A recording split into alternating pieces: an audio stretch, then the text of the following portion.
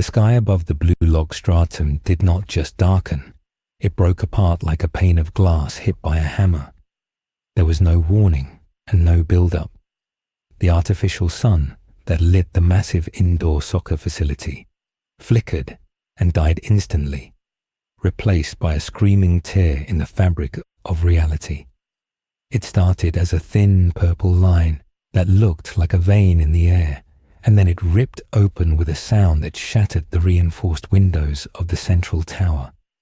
The noise was deafening, a mix of grinding metal and a thunderclap that shook the very foundation of the building.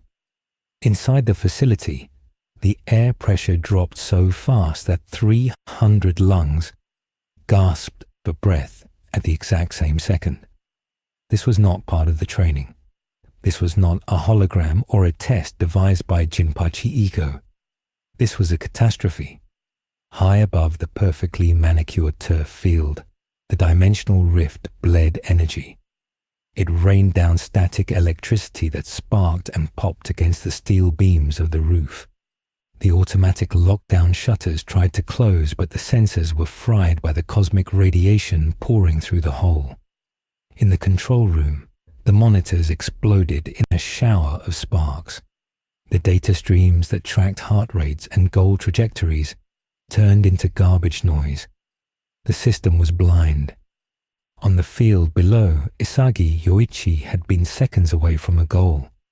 He had felt the smell of the goal, the instinct that told him where to be. But that smell was gone now. It was replaced by the smell of ozone and burning circuitry. He looked up, his eyes wide, with a fear he had never felt on a soccer field. He saw a shape falling from the purple wound in the sky. It was not a ball, it was a person. The figure fell fast, tumbling through the air like a rag doll thrown by an angry giant. It crashed into the center of the field with the force of a meteor. The impact cratered the expensive turf, sending dirt and rubber pellets flying like shrapnel. A shockwave rolled out from the center, knocking players off their feet. Bachira hit the ground hard, rolling to protect his head.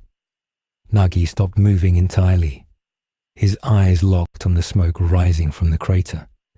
The alarms were blared now, a constant harsh scream that drilled into their skulls. But no one moved toward the exits. They were all staring at the thing that had fallen from the sky.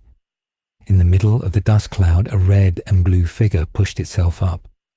Peter Parker coughed, and the sound was wet and painful. He was not in New York anymore. He knew that instantly. The gravity was wrong. The air tasted recycled, and his spider sense was not just buzzing. It was vibrating with a chaotic intensity that made him want to vomit. He looked at his hands. His suit was torn. Blood dripped from a cut on his forehead, soaking into the fabric of his mask. He tried to remember what happened. There had been a machine, a collider, a villain who wanted to rewrite the map of the universe. Peter had tried to stop it. He had pulled the wires. He had taken the full force of the blast. And now he was here. He tried to stand, but his knees buckled. He fell back onto one hand, gasping for air. He looked up and saw them. Through the haze of the dust, he saw the silhouettes of young men surrounding him. They were wearing bodysuits. They looked like soldiers or athletes, but they stood with a tension that Peter recognized. It was the tension of a fight. His spider sense flared again, warning him of danger. These were not innocent bystanders. They felt dangerous. They felt hungry.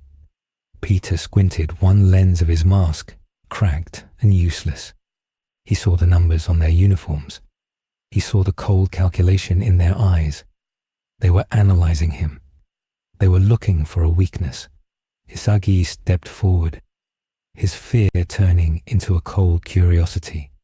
He saw the intruder not as a person, but as an anomaly, a puzzle piece that didn't fit. And in bluelock, anomalies were things to be devoured. Peter sensed the shift in the atmosphere. The shock was wearing off. The aggression was setting in. He realized with a sinking feeling that he had not landed in a safe haven. He had landed in a pit of vipers. He shot a web line at the ceiling, hoping to swing away to high ground. But the web fluid sputtered and died before it hit the rafters.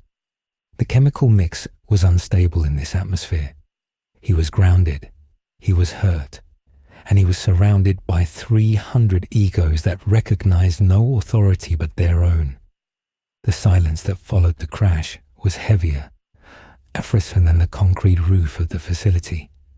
Dust motes danced in the beams of the emergency floodlights that had flickered to life after the main solar array died. Peter Parker remained on one knee, his chest heaving as he tried to force oxygen into bruised lungs.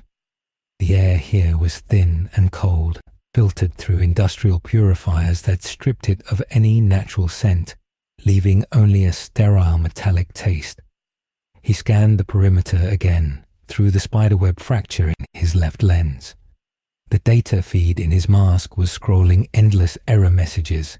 No GPS, no network connection, no satellite uplink. The internal chronometer was blinking 0 hours, 0 minutes, and 0 seconds. He was completely off the grid. The teenagers surrounding him had not moved, but their stillness was not born of hesitation. It was the stillness of predators deciding who would take the first bite. Peter felt the hair on his arm stand up beneath the spandex suit.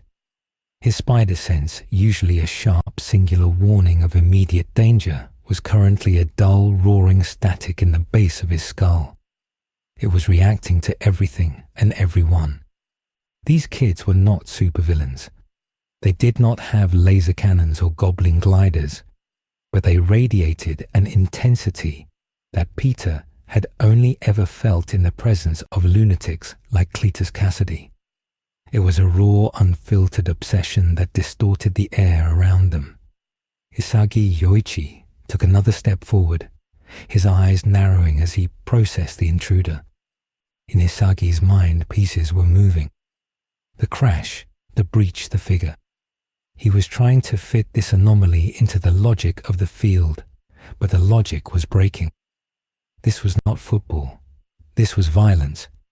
Yet the instinct to devour the unknown, to conquer the obstacle, was overriding his fear. Isagi saw the red and blue suit not as a costume, but as a carapace. He saw the way the intruder's muscles were coiled tight, ready to spring.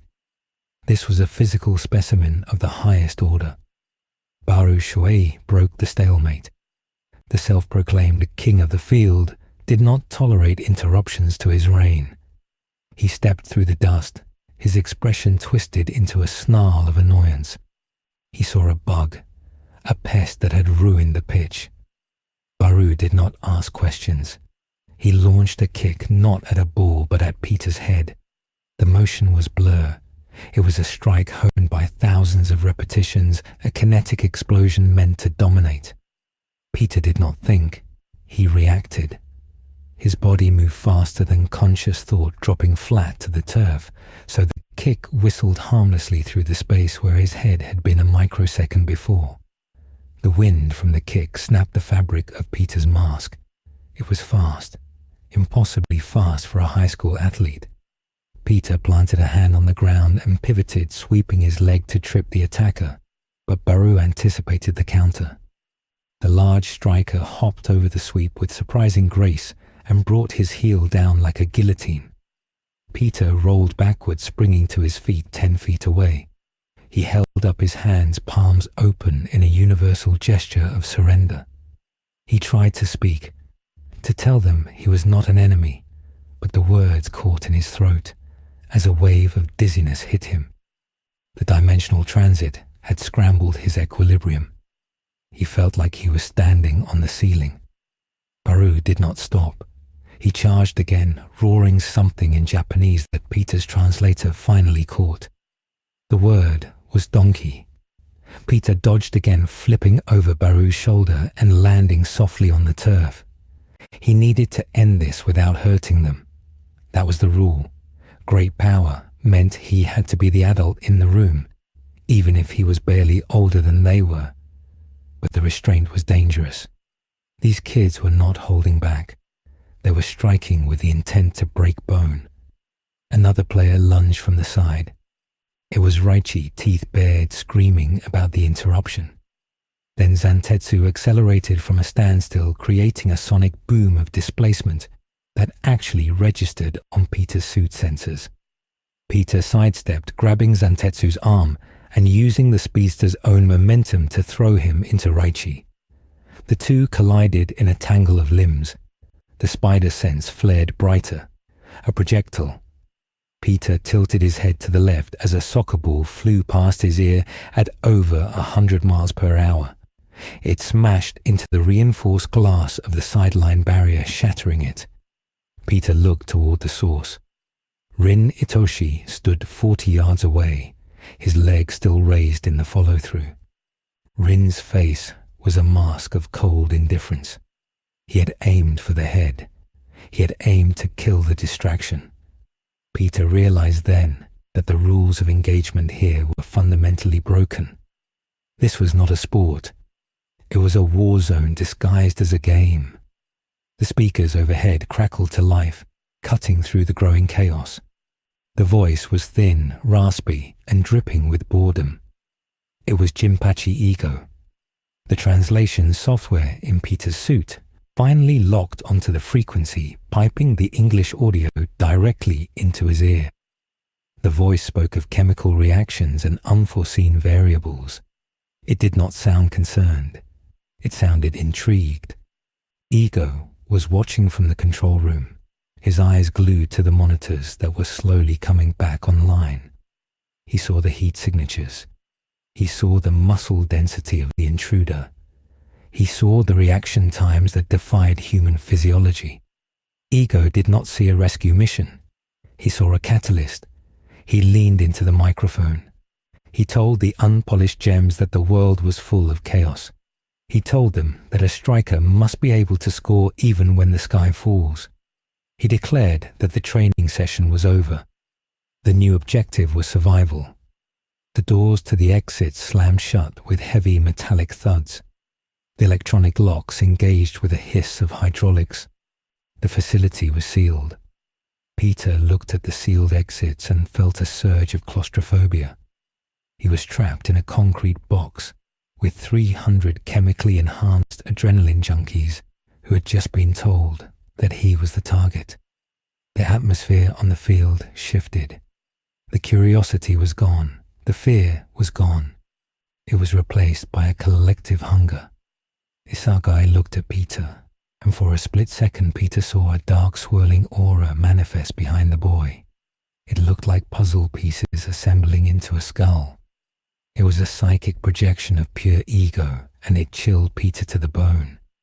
This was not magic. It was not chakra. It was will made manifest so potent it warped the air pressure. But Chiromeguru smiled, and the smile was wrong. It was the smile of a child who had found a new toy to break. He started dribbling a ball, moving toward Peter with a rhythmic, unpredictable gait. Peter shot a web line at the ceiling again. This time a glob of grey fluid managed to stick, but the connection was weak. The atmospheric composition here was slightly more acidic, degrading the tensile strength of his web fluid. He pulled himself up, just as Bachira arrived. The boy leaped, using the momentum of his run to launch himself vertically into the air.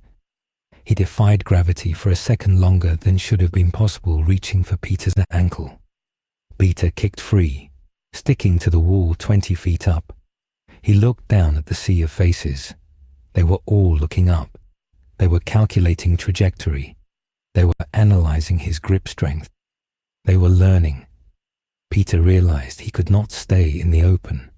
He needed cover. He needed to fix his gear. He needed to figure out how to get home. He crawled along the wall, moving rapidly toward a ventilation shaft he spotted near the roof supports. The players below did not just watch. Kunigami launched a ball from the midfield line. It was a knuckleball moving with zero spin, erratic and deadly. It struck the wall inches from Peter's hand, exploding into rubber shrapnel. Peter scrambled faster, diving into the vent. just as 3 more balls hammered the metal plating around the opening.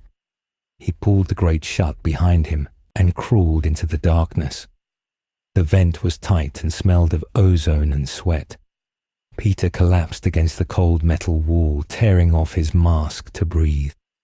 His face was pale, his eyes bloodshot. He checked his web shooters. The left cartridge was empty.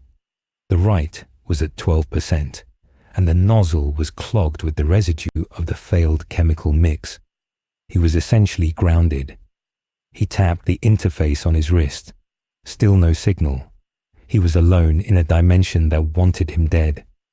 Down in the control room, Jinpachi Ego adjusted his glasses. On his screen, he replayed the footage of the intruder sticking to the wall. He slowed it down frame by frame, analyzing the friction coefficient and the biomechanics. Henri Thierry stood behind him trembling. She wanted to call the police. She wanted to call the government. She told Ego this was insanity.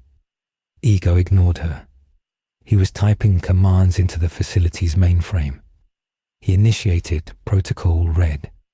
The facility was not designed to hold superheroes, but it was designed to break the human spirit. Ego theorized that the intruder, despite his physical gifts, operated on a moral code. He had seen the hesitation. He had seen the open palms. That was a weakness. In bluelock, hesitation was death. Ego decided to exploit it. He inactivated the internal security drones. Small spherical units usually used for tracking speed and ball placement hummed to life. But Ego overrode their safety limiters. He turned them into projectiles. He also opened the partitions between the stratums. The barriers that separated the different teams and rankings were dissolving. He was mixing the chemical solution. He wanted to see if the intruder could maintain his morality when faced with the absolute anarchy of the bluelock philosophy. Back in the vent, Peter crawled deeper into the infrastructure. He needed to find the power source. If he could find the reactor that powered this place, maybe he could reverse the polarity of the rift, or at least send a distress signal. His spider sense buzzed low and constant, a background radiation of threat. He came to a junction and looked down through a grate. He was above a locker room. A different group of players was there.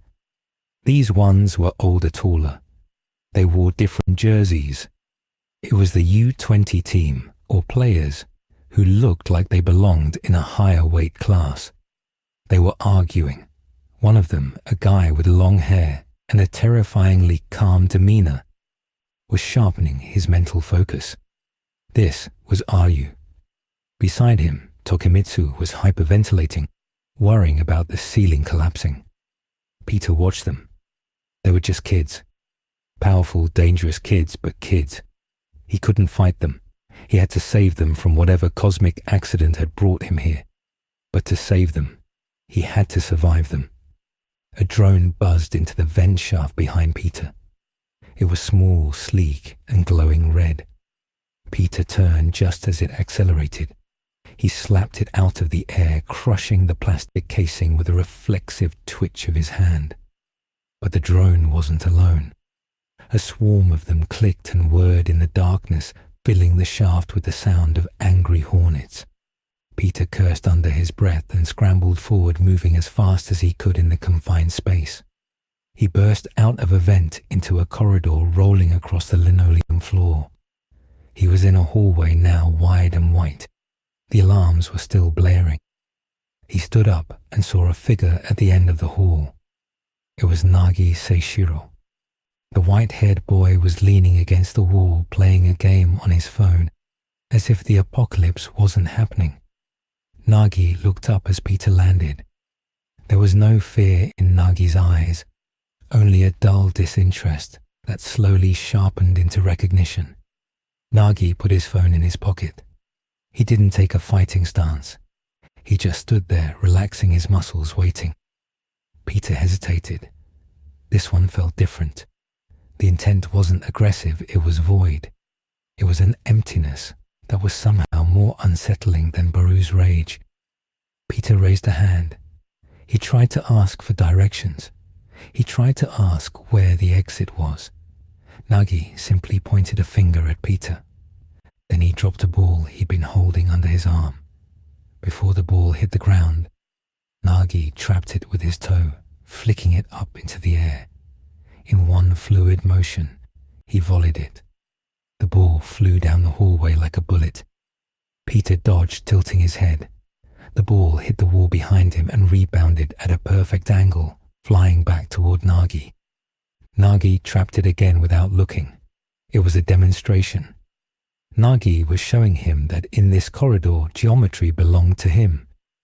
Peter realized that every interaction in this world was a conversation of force. Words did not matter. Only impact mattered. Peter shot a web strand attaching it to Nagi's ankle. He yanked gently, trying to off-balance the boy. Nagi didn't resist. He went with the pull, sliding across the floor, but keeping the ball glued to his foot. He turned the slide into a spin, firing the ball again. This time Peter caught it. The impact stung his palms. The leather was smoking. He held the ball looking at Nagi. Nagi looked disappointed. He muttered that it was a bore. He turned and walked away down the hall, ignoring the superhero behind him. Peter dropped the ball. He was confused. The psychology of this place was alien. He started to run in the opposite direction, looking for stairs. He needed elevation. He needed a vantage point. He found a stairwell and sprinted up, taking the steps 4 at a time. He burst onto a catwalk overlooking a massive gymnasium. It was the second stratum. Below him, dozens of players were gathered, looking up at the monitors. Ego's face was on the screen. He was explaining the rules of the new game. The intruder was worth points. A touch was worth 10 points. A hit was worth 50. A capture was automatic qualification for the U20 team. The players below turned their heads in unison, looking up at the catwalks. They had spotted him. It was a scene out of a zombie movie, but the zombies were Olympic-level sprinters with genius-level spatial awareness. Peter backed away from the railing. He heard the doors at either end of the catwalk burst open. Players flooded in from both sides. They were cutting off his escape. He was being herded. He realized then that the layout of the building was shifting. Walls were moving. Floors were rotating. The architect of this place was manipulating the battlefield in real time. Peter looked for a window. There were none. Only reinforced screens displaying the bluelock logo. He was in a maze and the walls were closing in. He looked at his web shooters again. He had to be smart. He couldn't web them all up. He had to use the environment. He jumped over the railing, plummeting toward the gym floor 50 feet below. The players gasped. They expected him to splatter. Instead, Peter twisted in midair, firing a web line at a hanging light fixture. He swung in a wide arc, his momentum carrying him across the gym at blinding speed. He released the line at the apex of the swing, flipping onto the top of a large scoreboard. He crouched there high above the floor. From this vantage point, he could see the scale of the facility. It was massive, a pentagon of destruction, and he was right in the center. The players below started to climb. They didn't have ladders. They used the support beams, the pipes, the sheer surfaces. They climbed with a frantic, competitive energy. They were racing each other to get to him. It wasn't about catching the intruder anymore. It was about being the one who caught him. It was about the glory. Peter watched them come. He felt a pang of pity mixed with fear. They were being used. They were rats in a maze and he was the cheese. But he was a cheese that could bench press a truck. He decided to stop running. He needed to send a message, not of violence, but of dominance. If they respected power, he would show them power. He stood up on the scoreboard, silhouetted against the glaring artificial lights. He took a deep breath, centering himself. He let the spider sense expand, letting the noise of their egos wash over him. He isolated the threats. He mapped the room. He was ready. The first climber reached the top. It was a player with wild hair and sharp teeth. Raichi again. He lunged. Peter didn't move his feet. He simply caught Raichi's wrist, redirecting the force and tossing the boy gently onto a safety net below. Next came Gagamaru. He tried a diving header. Peter caught him in midair, spinning him around and lowering him with a web line. One by one they came. One by one Peter neutralized them. He was a whirlwind of non-lethal efficiency. But for every one he stopped, 2 more took their place, and they were getting better. They were watching his moves. They were adapting. Isagi was down on the floor watching. His eyes were darting back and forth, putting the puzzle pieces together. He saw the pattern in Peter's dodges. He saw the reliance on the spider sense. Isagi realized that the intruder reacted to intent. If you attacked without intent, without thinking, you could slip through. Isagi closed his eyes. He stopped thinking. He let his body move on instinct. He began to climb. He was entering the flow state. The chemical reaction was happening. The monster inside Isagi was waking up, and it was hungry for the spider. Peter felt a chill, a specific sharp spike of danger amidst the noise. He looked down and saw Isagi coming. The boy wasn't moving like the others. He was moving like water. He was moving like he belonged in the air. Peter realized with a start that this kid was mimicking him. Isagi was copying the wall-crawling technique using pure grip strength and core balance. It was impossible, but it was happening. The gap between the comic book physics and the anime logic was narrowing. The 2 worlds were beginning to bleed into each other. And in the control room, Ego smiled. The data was beautiful. The integration had begun. Isagi Yoichi did not fly, but he did not fall. He moved through the vertical space of the scoreboard structure with a terrifying efficiency that defied the clumsy nature of human evolution. To Peter Parker, hanging upside down from a steel strut, the boy looked less like an athlete and more like a glitch in the software of reality. Isagi had abandoned the concept of safety. He had abandoned the fear of height. He was entirely consumed by the formula of the piece. The spider moved by reacting to danger. Therefore, the way to catch the spider was to become the danger, not in the present moment, but in the future moment, where the spider would inevitably be. Isagi's eyes were wide, burning with a blue fire that Peter's mask lenses registered as a high-energy psionic disturbance. The air around Isagi shimmered. It was the heat of a brain overclocking burning glucose at a rate that would kill a normal human. He reached out a hand not to grab Peter, but to occupy the space where Peter was about to dodge. It was a checkmate in mid-air. Peter felt the hair on the back of his neck stand up so rigid it hurt. His spider sense was not giving him a single direction anymore. It was giving him a panoramic scream of inevitability. If he moved left, Isagi was there. If he moved right, the geometry of the structure favored the boy's center of gravity. Peter had to escalate. He had to stop treating this like a misunderstanding and start treating it like a containment breach. He tightened his core muscles and exerted a force that would have shattered a concrete wall. He torqued his body in midair, spinning faster than the human eye could track, generating a localized cyclone of air pressure. He didn't dodge. He simply ceased to be in the coordinates Isagi had calculated. Isagi grabbed empty air, his fingers closing on a phantom. For a fraction of a second, confusion flickered across the striker's face. The formula had been perfect. The data was absolute. But the target had rewritten the variables. Peter landed on the very top edge of the scoreboard, balancing on a strip of metal no wider than a ruler.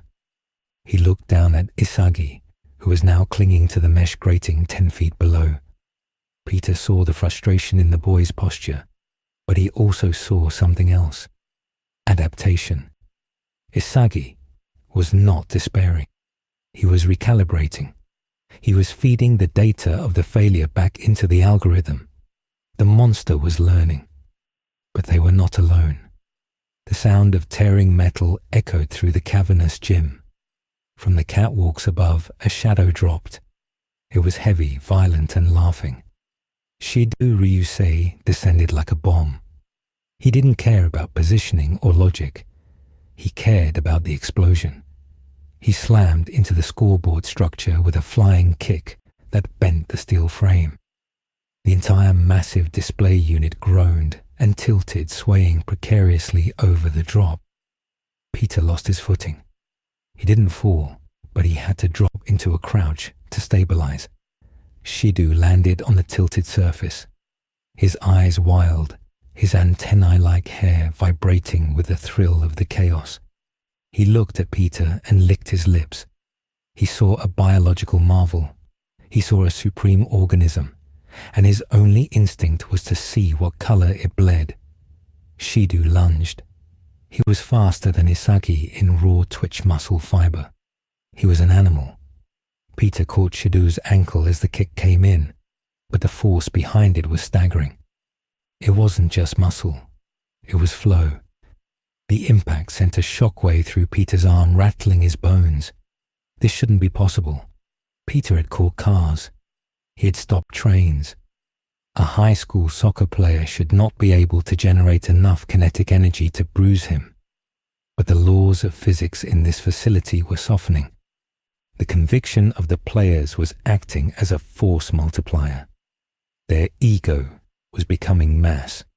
Peter threw Shido backward, but the boy twisted in the air like a cat, landing on the side of the scoreboard and immediately springing back for another attack. Below them, the floor was a chaotic sea of movement. Rin Itoshi was coordinating the second wave. He was not climbing. He was standing in the center of the court, acting as the conductor of a symphony of violence.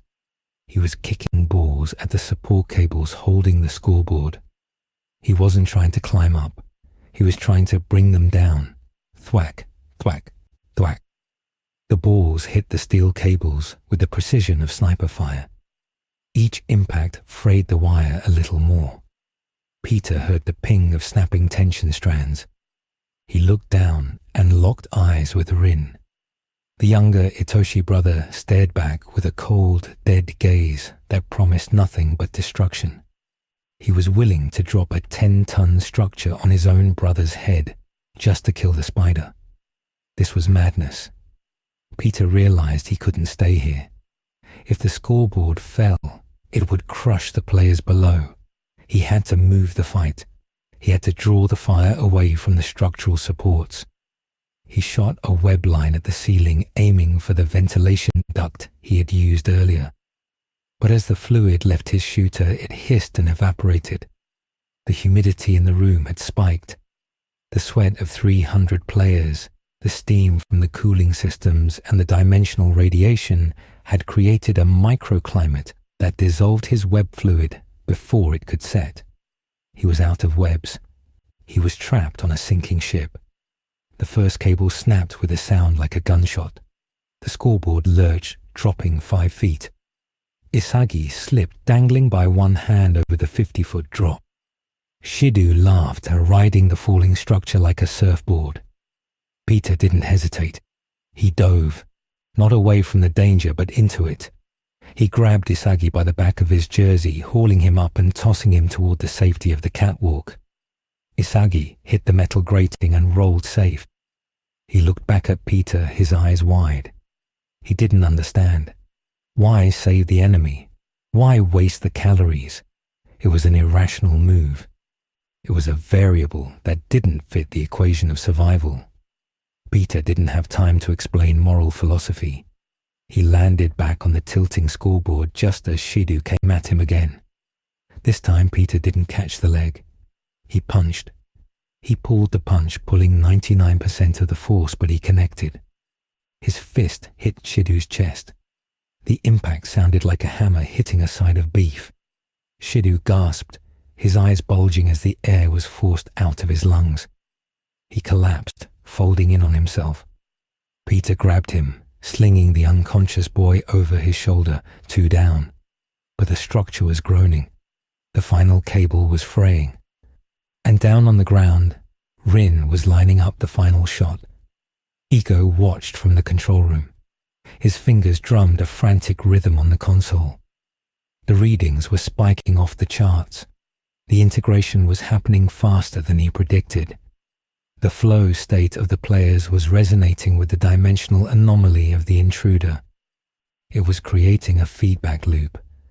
The reality of the bluelock stratum was becoming malleable. The determination of the players was literally warping the probability fields. If Rin made that shot, it wouldn't just break the cable. It would break the localized laws of gravity. Ego should have stopped it.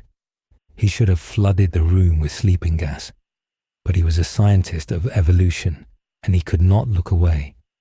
He wanted to see if the spider could survive the crushing weight of a world that refused to be saved. He whispered to himself, "Devour or be devoured." The choice was absolute. Rin kicked. The ball, wreathed in a dark aura of negative energy, flew true. It hit the final cable. The steel snapped. The scoreboard plummeted. Tons of metal and glass entered freefall. Peter was on it. He looked down.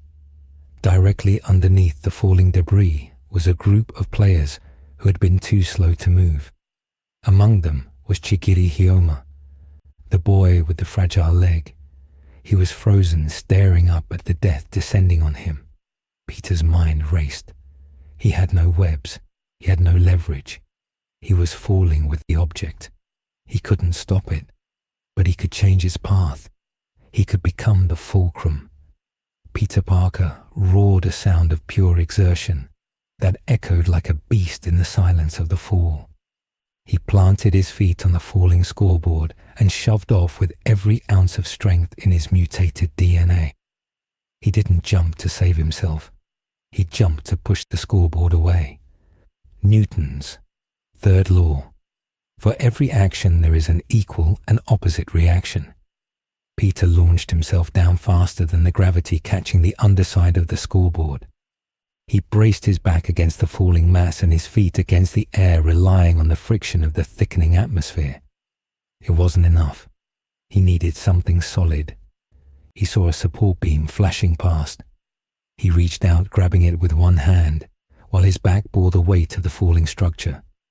His shoulder socket popped. The pain was blinding white and hot. The muscles in his arm tore. The structure slammed into his back, bending his spine like a bow. But he held. For one impossible second, Peter Parker held up 10 tons of falling debris, suspended 50 feet in the air, by one arm. He screamed. The sound tore his throat. The players below watched in horrified silence. They saw the suit stretch. They saw the blood spray from the mask where the pressure had burst capillaries in his nose. They saw a god bleeding for them. Chigiri scrambled away, his speed ignited by the terror. Once the zone was clear, Peter let go. He couldn't hold it. His body was breaking. The scoreboard crashed to the floor with an earth-shattering boom. Dust billowed out, knocking the bystanders off their feet. The shockwave shattered the remaining windows in the observation deck. Silence returned to the gym, a silence of dust and ringing ears. In the center of the wreckage, Peter lay still. He was half buried under a twisted metal frame. His suit was shredded, revealing bruised purple skin and deep lacerations. He wasn't moving. The players slowly stood up. They dusted themselves off. They looked at the wreckage. Isagi walked to the edge of the catwalk, looking down. He felt a strange sickness in his gut. This wasn't a victory. This wasn't a goal. This was a sacrifice. And in the world of bluelock, sacrifice was the weapon of the weak. Yet he was alive because of it. The dissonance in his mind was painful. He clutched his head. His ego was fracturing, trying to reconcile the act of altruism with the philosophy of selfishness. Suddenly, the air in the gym changed. The dust didn't settle. It hung, suspended, vibrating. The purple rift in the sky outside the facility pulsed. A beam of energy shot down through the roof, bypassing the structural integrity and striking the wreckage. It hit Peter, but it didn't burn him. It absorbed into him, and then it reflected out. The spider symbol on his chest glowed with a sickly violet light. The energy arc jumped from Peter to the nearest player. It was Bachira. Bachira gasped, arching his back as the cosmic energy flooded his nervous system. His eyes rolled back, and when they snapped forward again, they were not human. They were black, void-like pools. The monster inside him, the one he hallucinated, had taken the wheel. But it wasn't a metaphor anymore. A literal shadow beast clawed its way out of Bachira's back, a construct of dark energy and repressed desire. It stood 7 feet tall, a silhouette of jagged edges and white teeth. It roared, and the sound shattered the remaining lights. Panic erupted. The players screamed. This wasn't soccer. This was a horror movie. The energy arc jumped again. It hit Kunigami. His muscles swelled, ripping his uniform. His skin turned a metallic bronze. He became a juggernaut of pure physical force, his mind receding behind a wall of instinct. The dimensional bleed was reacting to the archetypes of the players. It was manifesting their internal self-images as external biological realities. The bluelock facility was no longer a training ground. It was a crucible of mutation. Ego stood up in the control room, knocking his chair over. The monitors were showing genetic rewrites in real time. The boys were becoming monsters, literally. Peter stirred. The pain was distant, numbed by the surge of adrenaline and foreign energy. He pushed the metal beam off his chest. It clattered to the floor. He sat up. He saw Bachira's shadow monster tearing apart a defensive wall. He saw Kunigami punching a crater into the floor. He saw the others changing, warping. The dimensional breach he had brought with him was infecting them. It was weaponizing their potential. Peter realized with a sinking heart that he was patient zero. He was the carrier. He stood up, swaying. His arm hung useless at his side, dislocated. He grabbed his own wrist, and with a grit of teeth that cracked a molar, he slammed his shoulder back into the socket. A wave of nausea hit him, but he swallowed it down. He had to fix this. He had to contain it. "Stop," Peter yelled. His voice was raw, but it carried authority. "Don't let it take you. Fight it." Bachira didn't hear him. The shadow monster turned, focusing on Peter. It recognized the source of the power. It wanted more. It lunged, crossing the distance in a flicker of movement.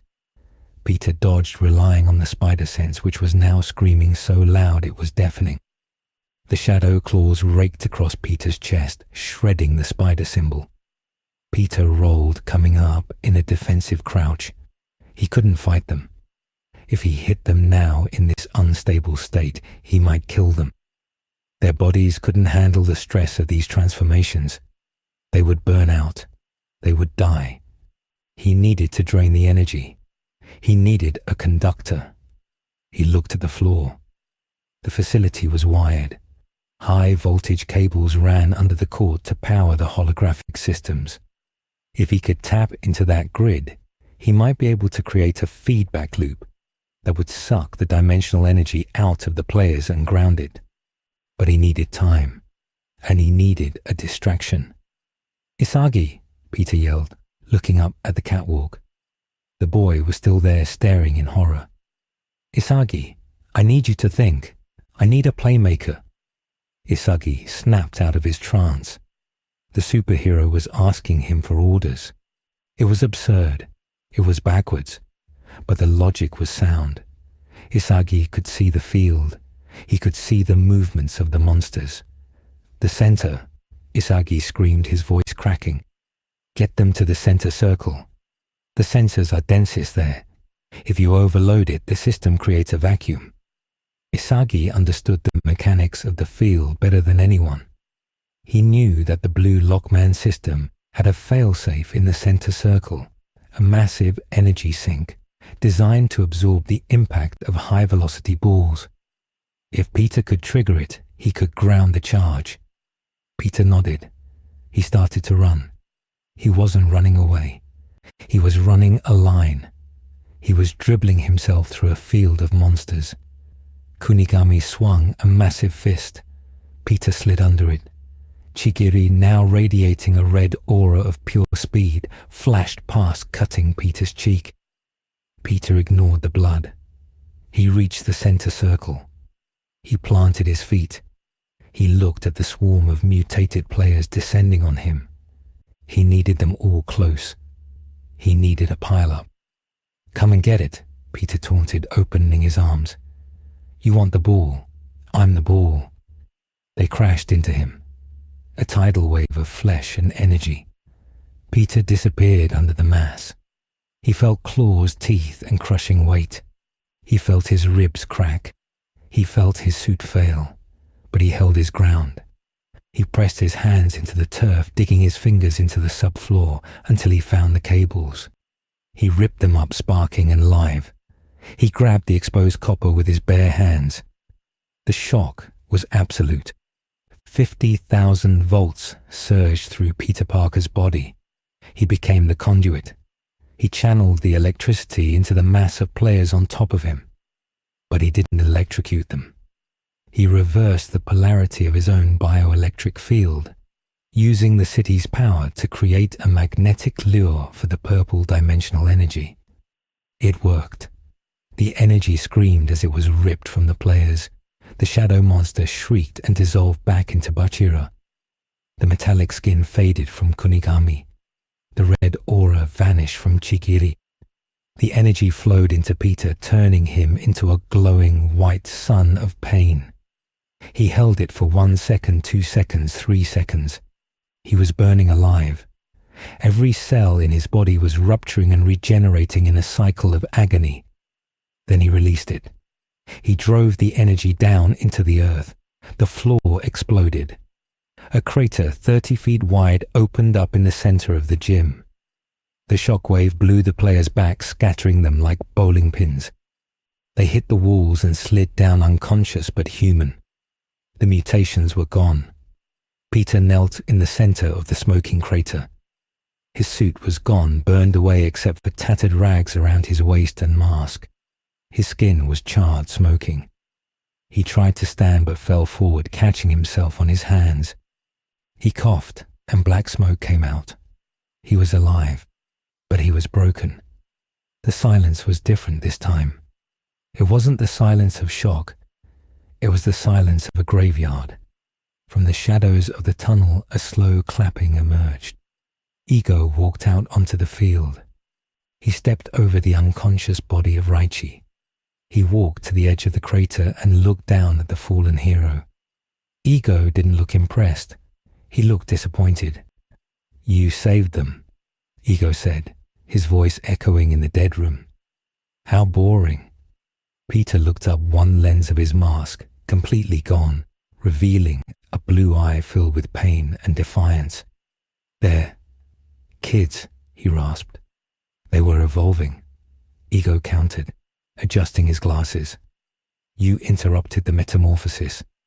You prioritized their safety over their potential. That is why you are weak. That is why you will lose. Ego turned his back on Peter. Phase 2 is complete. The incubation period is over. Now we begin the selection. Ego tapped his headset. Send in the World 5. The target is softened up. Let's see if real professionals can finish what these children couldn't. Peter tried to rise, but his body refused.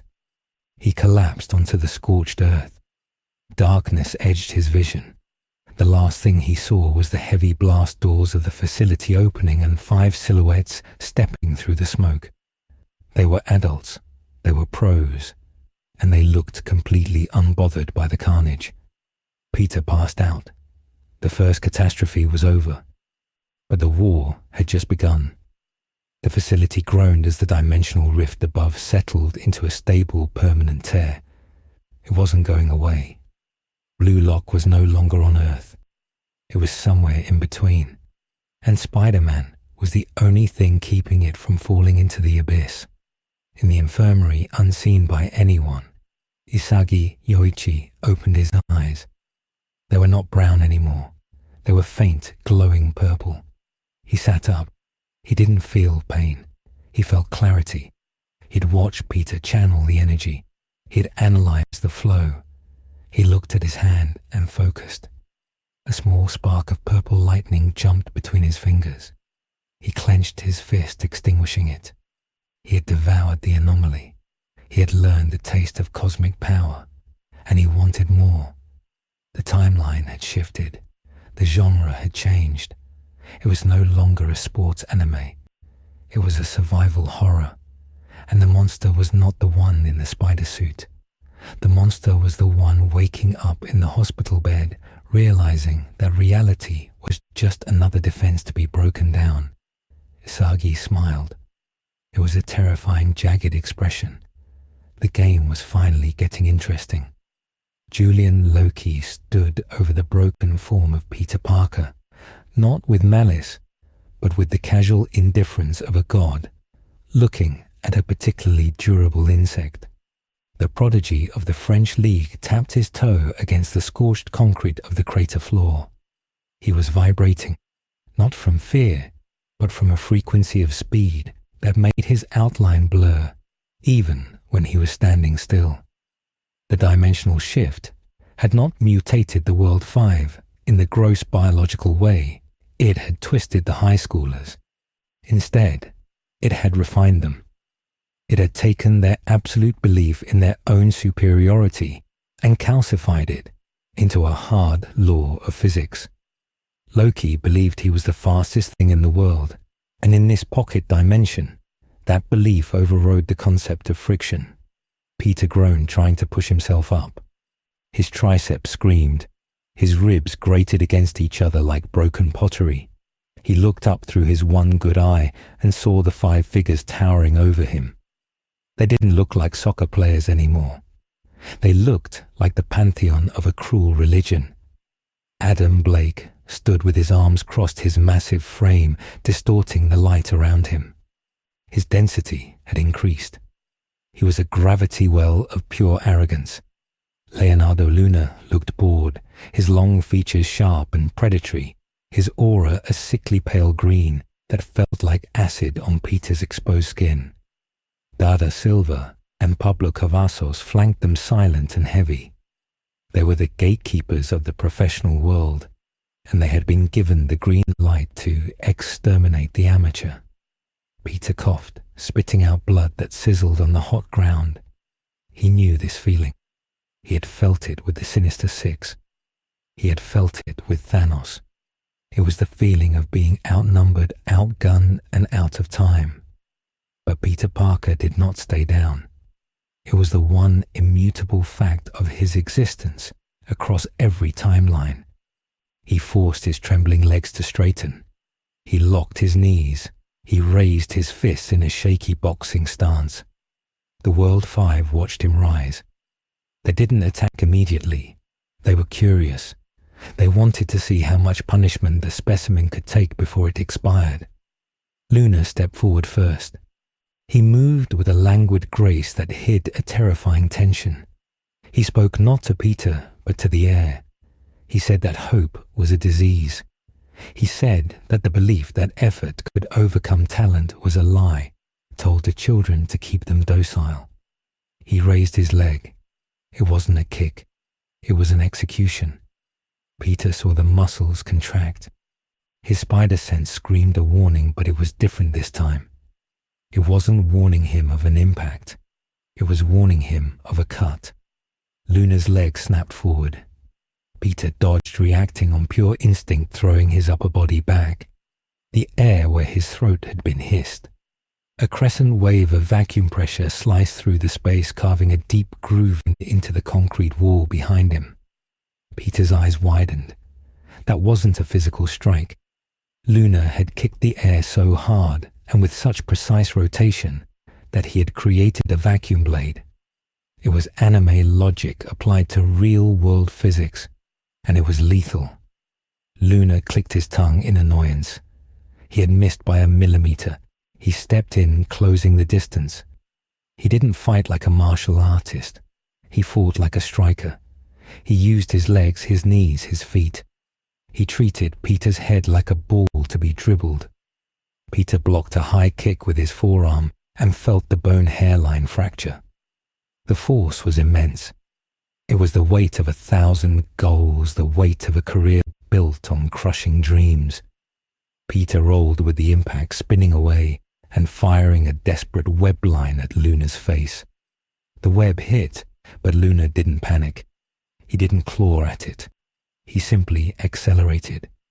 He turned his head, snapping the web strand with the sheer torque of his neck muscles. He was untouchable. Then Adam Blake moved. He didn't dash. He erupted.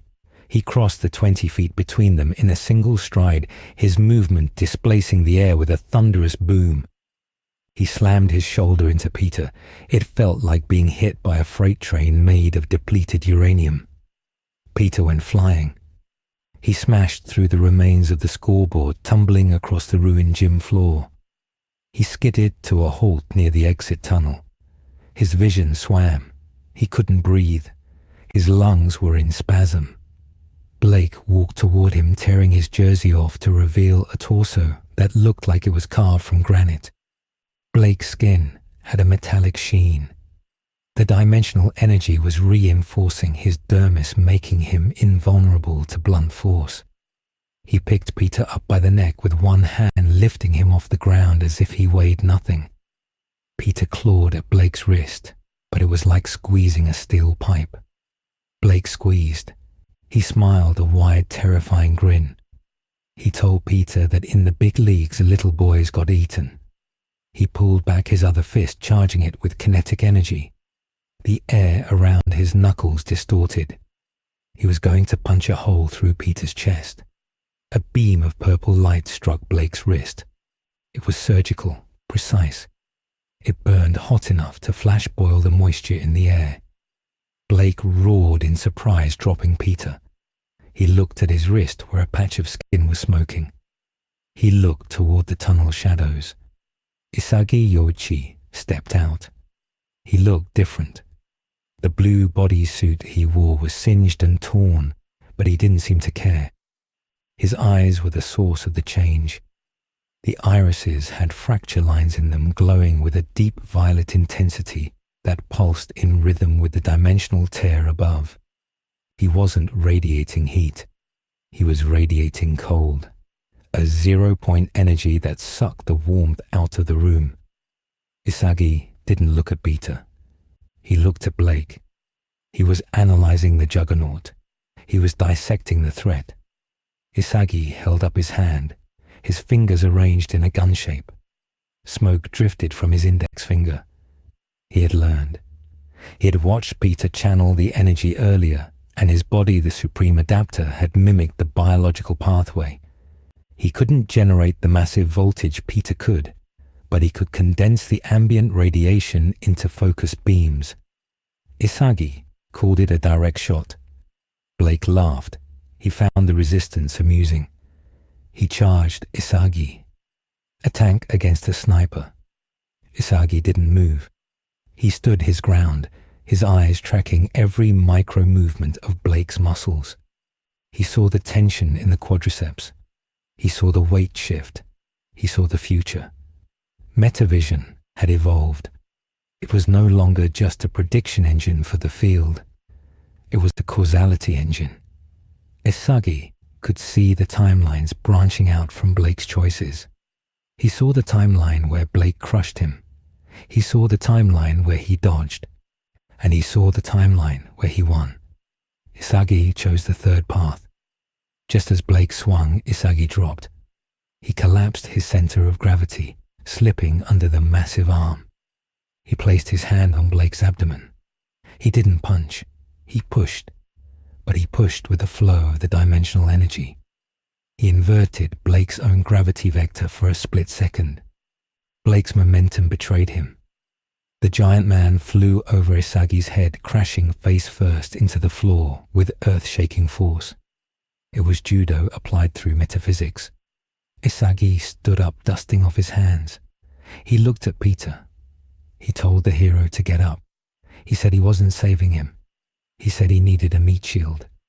Peter dragged himself to his feet. He leaned against the wall, wheezing. He looked at Isagi and felt a chill that had nothing to do with the cold.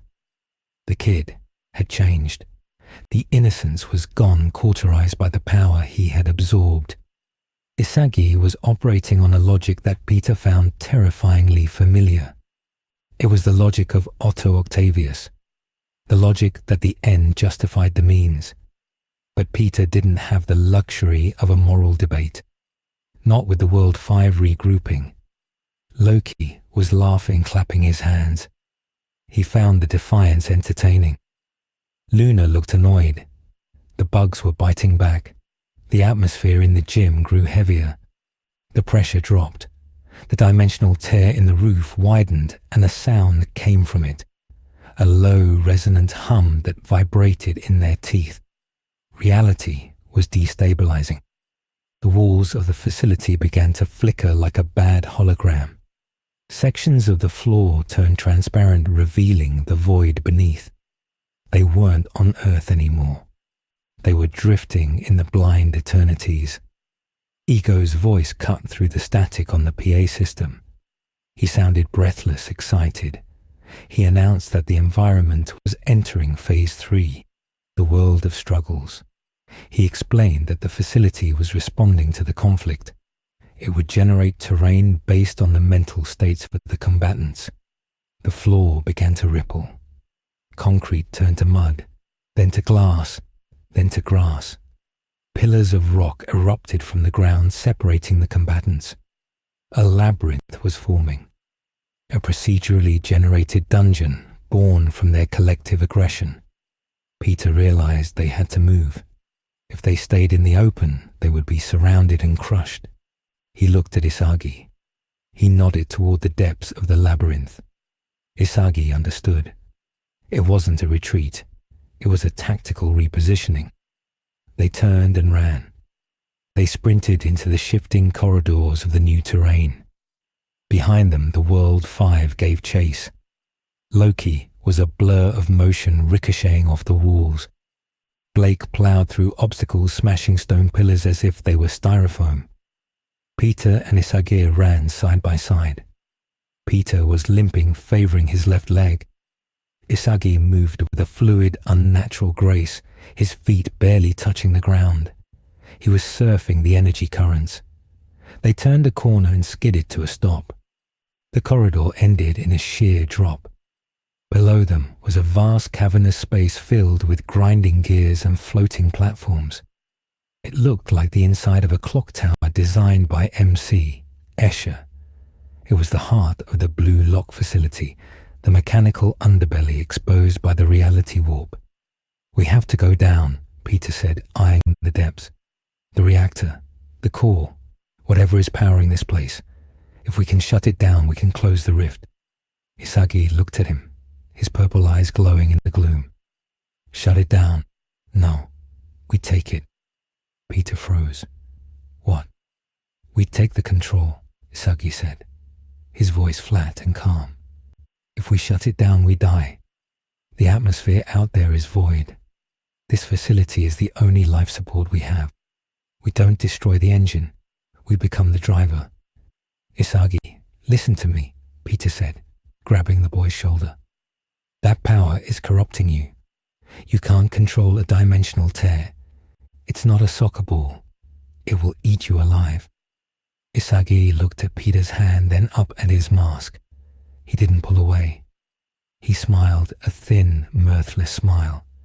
"You think I'm afraid of being eaten? I've been eating my friends since I walked through those doors. That's what bluelock is. You consume or you starve. You're strong Spider-Man.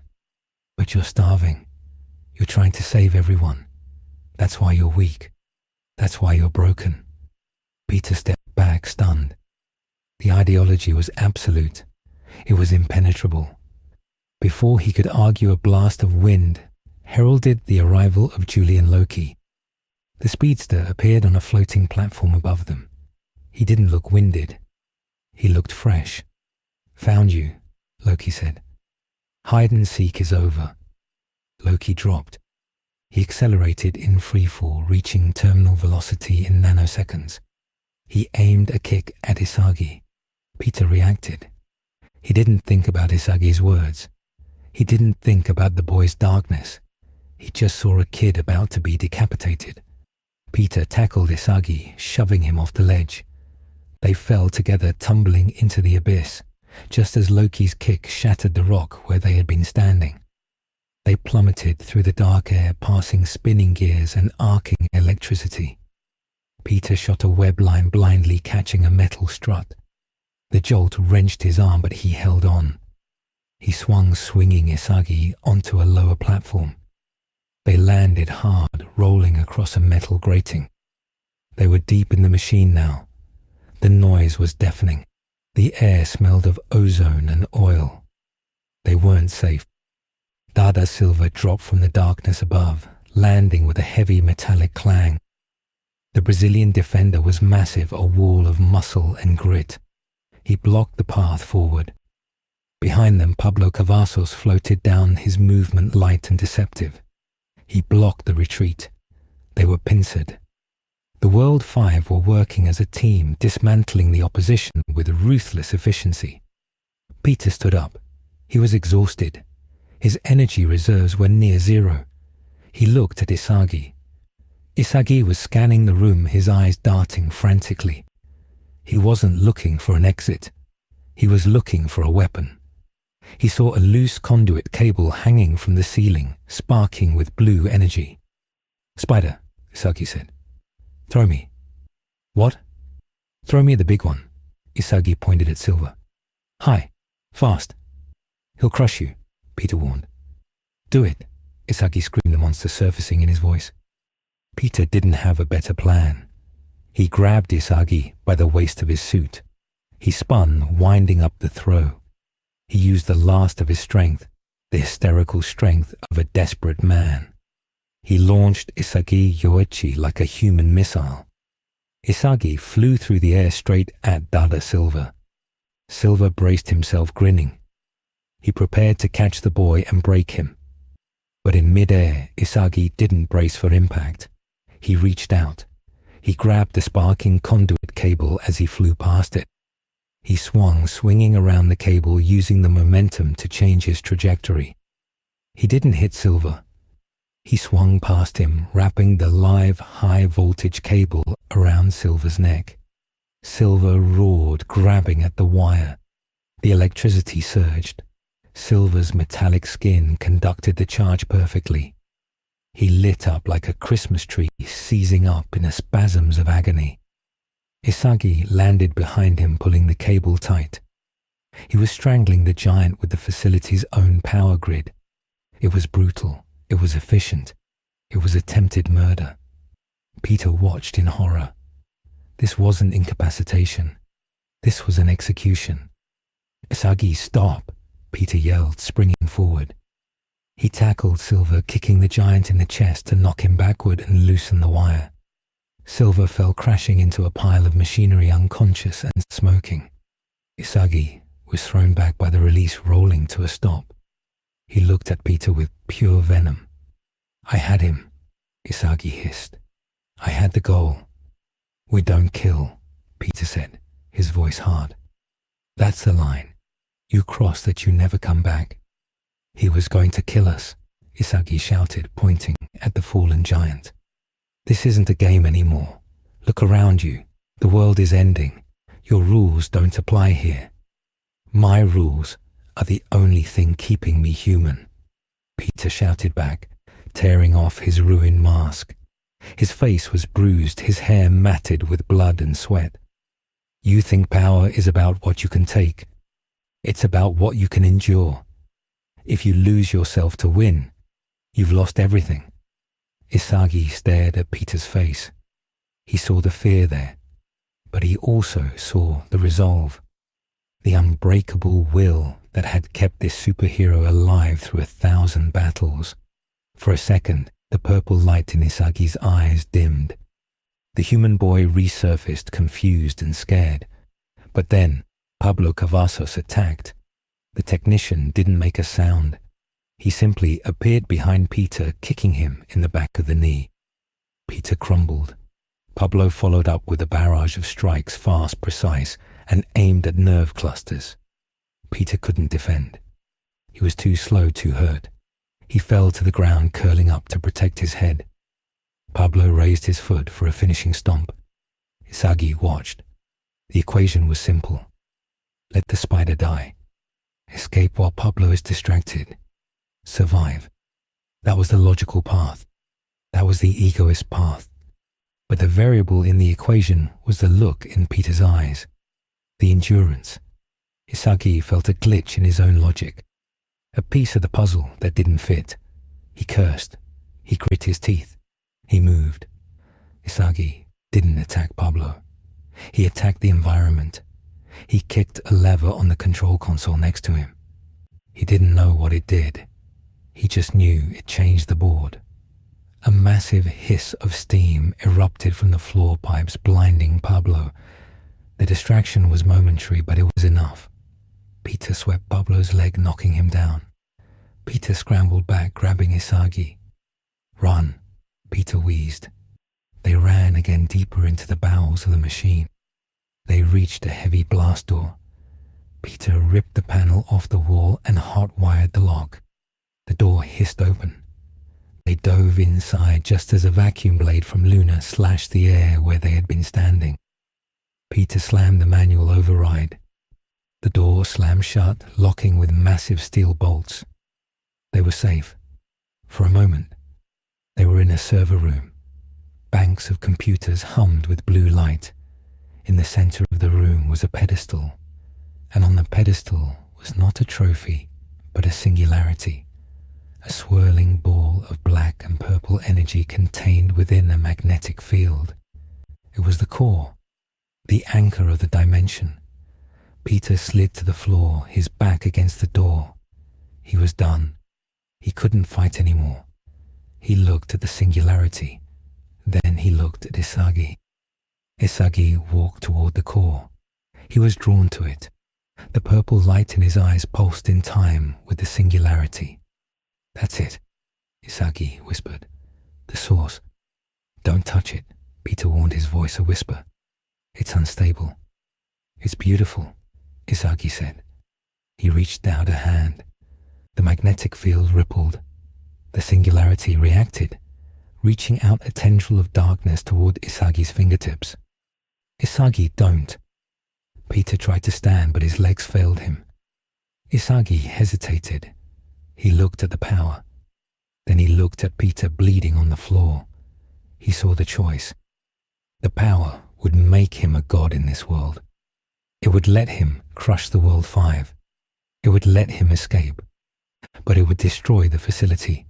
It would kill the other players trapped in the upper stratums. It would kill Peter. Isagi's hand trembled. The monster inside him screamed to take it, to devour the world. But the human part, the part that loved the game, the part that remembered the thrill of a pass, remembered something else. He remembered that you can't play soccer alone. The blast door groaned. Metal buckled. Adam Blake was on the other side. He was punching through the steel. A fist punched through the metal plate inches from Peter's head. Then another. They were coming in.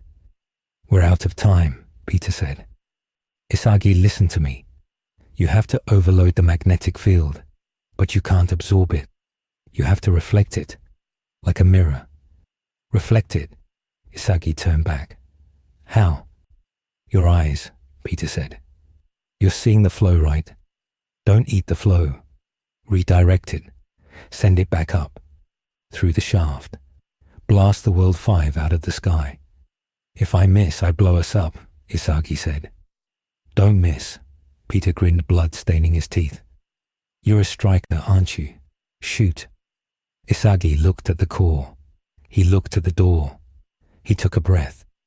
He closed his eyes. He visualized the path. He visualized the goal. He wasn't playing against the goalkeeper. He was playing against death. He opened his eyes. The purple light flared brighter than ever. But it wasn't chaotic. It was focused. It was cold. The door exploded inward. Adam Blake stepped through, followed by Luna and Loki. They looked triumphant. They looked ready to end it. Game over, Luna said, raising his hand. Isagi didn't look at them. He looked at the core. He swung his leg. He didn't kick a ball. He kicked the magnetic field itself. He applied a spin to the containment energy. He imposed his ego onto the singularity. Direct shot, Isagi whispered. World collapse. He kicked. The singularity distorted. It didn't explode. It elongated. It turned into a beam of pure rejection. It shot upwards, blasting through the ceiling, through the machinery, through the stratums above. It caught the World 5 in its wake. They didn't have time to react. The beam hit them with the force of a collapsing star. It blasted them backward up through the shaft, up toward the roof. The recoil slammed Isagi into the wall. The room shook. Debris rained down. The beam punched a hole straight through the facility, clearing the path to the sky. The pressure stabilized. The rift in the sky shuddered. Peter looked at Isagi. The boy was slumped against the wall, unconscious, but alive. The purple glow in his eyes had faded. Peter crawled over to him. He checked for a pulse. It was there, strong, steady. Peter looked up at the hole in the ceiling. He could see stars, not the fake stars of the facility, real stars, or at least cosmic stars. They had bought time. They had cleared the board, but they were still trapped, and the singularity was still spinning, now faster and more erratic. Peter slumped back next to Isagi. Nice shot, kid, he whispered. The silence returned, but it was a fragile silence. The facility groaned. The foundation was cracking. The players had survived the system, but now the system was collapsing. And in the shadows of the server room, something else stirred. Something that had come through the rift while they were fighting. A silhouette with 4 mechanical arms and a green coat. Dr. Octopus stepped out from behind the server banks. He looked at Peter Parker. He looked at the singularity. He smiled. Hello, Peter, Otto Octavius said, his mechanical arms clicking. It seems we have much to discuss regarding the laws of physics. Peter closed his eyes. Of course. It couldn't just be soccer players. The universe had to send the professionals. Just 5 minutes, Peter muttered to himself. I just wanted 5 minutes. He didn't get them. The alarm started again. Otto Octavius did not attack. He did not lunge with the feral desperation of the high school strikers, nor did he posture with the arrogant grandeur of the World 5. He moved with the terrifying precision of a man who had already solved the equation and was simply filling in the variables. His 4 mechanical actuators moved independently of his torso, weaving through the wreckage of the server room like sentient serpents made of titanium alloy. One arm clamped onto the fractured console, ripping out a bundle of fiber optic cables. Another arm lifted the unconscious body of Isagi Yoichi, examining the boy with a clinical detachment. Peter Parker tried to stand, but his legs were lead. The adrenaline dump from the battle with the World 5 had left him hollowed out. He watched helplessly as one of his greatest enemies dissected the technology of this alien prison. Octavius brought a sensory claw close to Isagi's face, scanning the retinal dilation and the residual energy signature of the direct shot. The scientist hummed a sound of genuine intellectual arousal. He dropped Isagi not gently but efficiently onto a clear patch of floor. Then he turned his attention to the singularity spinning on the pedestal. The core of the blue lock facility was erratic, pulsating with a violent purple rhythm that distorted the air pressure in the room. Octavius extended his upper arm, shielding his eyes from the radiation, while his lower arms tapped rapidly on a holographic interface projected from his own suit. He was ignoring Peter. To Doc Ock, a broken Spider-Man was a solved problem. The unstable dimensional engine was a new hypothesis. Peter coughed wet and hacking. He forced words past his bruised larynx. He told Octavius to step away from the core. He warned him that this was not a science experiment. It was a bomb. Octavius paused. He rotated his head slowly, looking at Peter over the rim of his sunglasses. He asked Peter if he truly understood what he was looking at. He called Peter a disappointment. He gestured to the swirling vortex of the singularity. He explained that this was not a bomb. It was a bridge. It was a localized event horizon, powered not by fusion or fission, but by psionic density. Octavius had been measuring the readings since he arrived in this dimension. He had felt the fluctuations in reality every time these children exerted their will. He realized that this universe operated on a psycho-reactive physics model.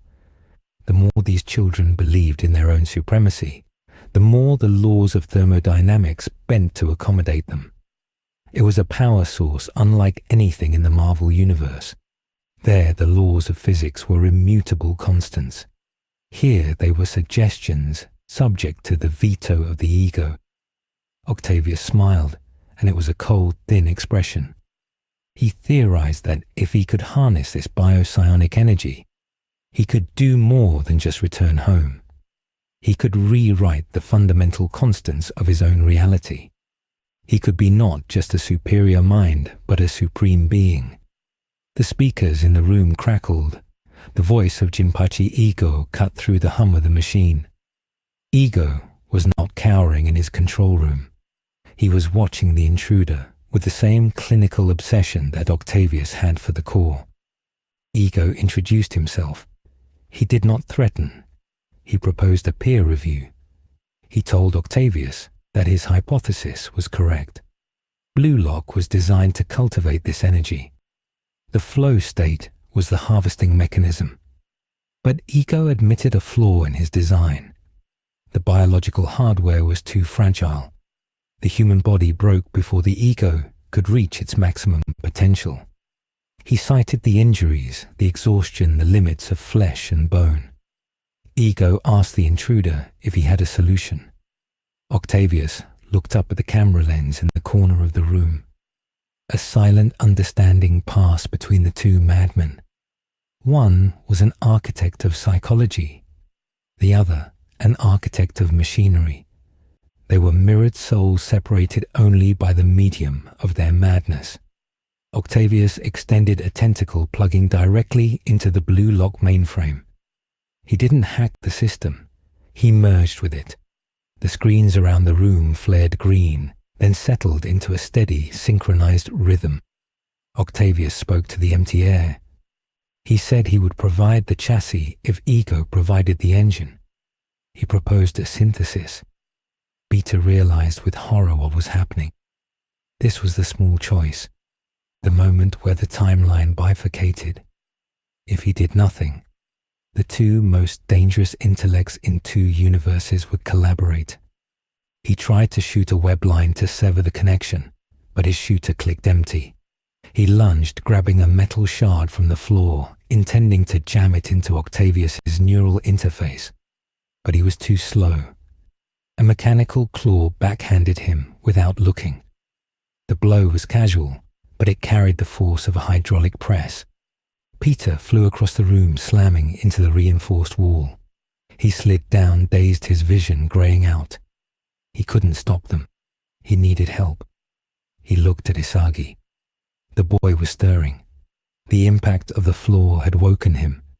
Isagi sat up, clutching his head. His eyes focused on the scene before him. He saw the villain. He saw the hero broken. He saw the core. And he heard the conversation. Isagi Yoichi stood up. He did not rush to Peter's side. He did not rush to attack Octavius. He stood in the neutral ground between the two forces. His brain was rebooting, processing the new data. He listened to Octavius describe the potential of the fusion. He heard the promise of a body that would not break, a vessel capable of containing the infinite ego. Isagi looked at his own hands. They were trembling, not from fear, but from weakness. He remembered the feeling of the direct shot. The power had been intoxicating, but it had nearly killed him. He remembered Peter's words about endurance, but Peter was on the floor bleeding. Endurance had a limit. Octavius turned to Isagi. The mechanical arms wove a hypnotic pattern in the air. The scientist made an offer. He did not offer power. He offered efficiency. He told Isagi that he was a waste of potential, a supercomputer running on a pocket calculator's battery. He asked Isagi if he wanted to stop compromising. He asked if he wanted to play the game as it was meant to be played without the bottleneck of biology. Peter whispered Isagi's name. It was a plea, a reminder of the humanity they had fought for in the last act. Isagi looked at Peter. He looked at the blood. He looked at the failure. Then he looked at Octavius. He saw the cold, hard logic of the machine. In bluelock, you devoured anything that made you stronger. You devoured your teammates. You devoured your enemies. Why not devour the villain's philosophy? Why not devour the metal? Isagi stepped forward. He didn't raise his fists. He extended his hand. He accepted the terms. He chose the path of the monster. The reaction was instantaneous. Octavius laughed a sound of triumphant arrogance. He typed a final command into the console. The facility screamed. It was a mechanical shriek of metal grinding on metal. The very structure of bluelock began to change. The nanotech fabricators in the walls designed to create balls and jerseys were overridden by Octavius's schematics. They began to produce alloy. They began to produce circuitry. The floor of the server room opened up, swallowing the core and the combatants, dropping them down into the central manufacturing hub of the facility. Peter fell into the darkness, shouting Isagi's name. But Isagi was already gone. He was caught by a mechanical arm, held gently like a precious specimen. The transformation of bluelock was violent and total. The 5 stratums of the facility were reconfigured. The grass fields were paved over with conductive polymer. The dormitories were converted into charging stations. The cafeteria was replaced with a chemical refinement plant. The entire building became a single, massive extension of Otto Octavius's body, and the players, the 300 unpolished gems who were recovering from the dimensional shock, were the raw materials. Drones swarmed the lower levels. They didn't fire tranquilizers. They fired interface cables. They latched onto the players, injecting nanites into their bloodstreams. It wasn't mind control. It was body control. The nanites repaired the injuries instantly. Broken bones knit together in seconds. Torn muscles were woven with carbon fiber strands. But the cost was autonomy. The players were linked to the central network. They became nodes in a distributed processing grid. Peter Parker woke up in a containment cell. It was a glass box suspended over the new central arena. He looked down and gasped. The arena was no longer a soccer field. It was a gladiatorial circuit board. Neon lines pulsed on the dark floor, and standing in the center was Isagi Yoichi. But it wasn't the Isagi he knew. The boy was wearing a suit that was a hybrid of the bluelock bodysuit and Doc Ock's armor. 4 sleek, articulated limbs protruded from his back. not made of heavy industrial metal like Octavius's, but of a fluid, shifting nanomaterial that moved like black smoke. His eyes glowed with a permanent hard-light interface. He looked sleeker, faster, and utterly inhuman. He was juggling a ball, but the ball was heavy, dense, made of the same dark matter as the singularity. He kicked it against the wall, and the wall cracked. The sound was like a gunshot. Octavius's face appeared on a massive screen overlooking the arena. He addressed the facility. He called this the Neo-Egoist League, but the name was a mockery. It was the Octavian League. He explained the new rules. The singularity needed to be stabilized. To do that, it required a constant input of high-frequency psionic energy. The players would generate this energy through conflict. They would play matches, brutal, mathematically perfect matches. The winners would receive upgrades, more processing power, better limbs. The losers would be downgraded, their biological functions restricted, their egos deleted. It was a meritocracy of machines. Peter pounded on the glass. He had to get out. He had to stop this. He looked around his cell. It was hermetically sealed. But Octavius had made a mistake. He had assumed Peter was just a biological organism. He had forgotten that Peter Parker was also a scientist. Peter looked at the locking mechanism. It was electronic. It was connected to the network.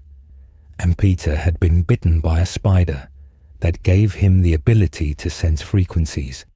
He focused. He couldn't shoot webs, but he could feel the hum of the lock. He pressed his hand against the panel. He used the static electricity generated by his own wall-crawling ability. He concentrated it. He created a localized EMP pulse. It was a small trick, something he used to short out toaster ovens when he was a kid. But here, in this highly sensitive environment, it was enough. The lock fizzled. The door slid open. Peter slipped out onto the catwalk. He was high above the arena.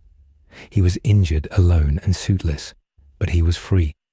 He needed to find the others, the ones who hadn't been fully converted yet. He moved through the shadows, relying on his spider sense to avoid the patrol drones. He found his way to the sub-levels where the rejects were kept, the players who hadn't synced with the nanites, the failures. He found a heavily guarded door. He took out the 2 drone sentries with precise strikes to their sensor arrays. He opened the door. Inside were 3 people.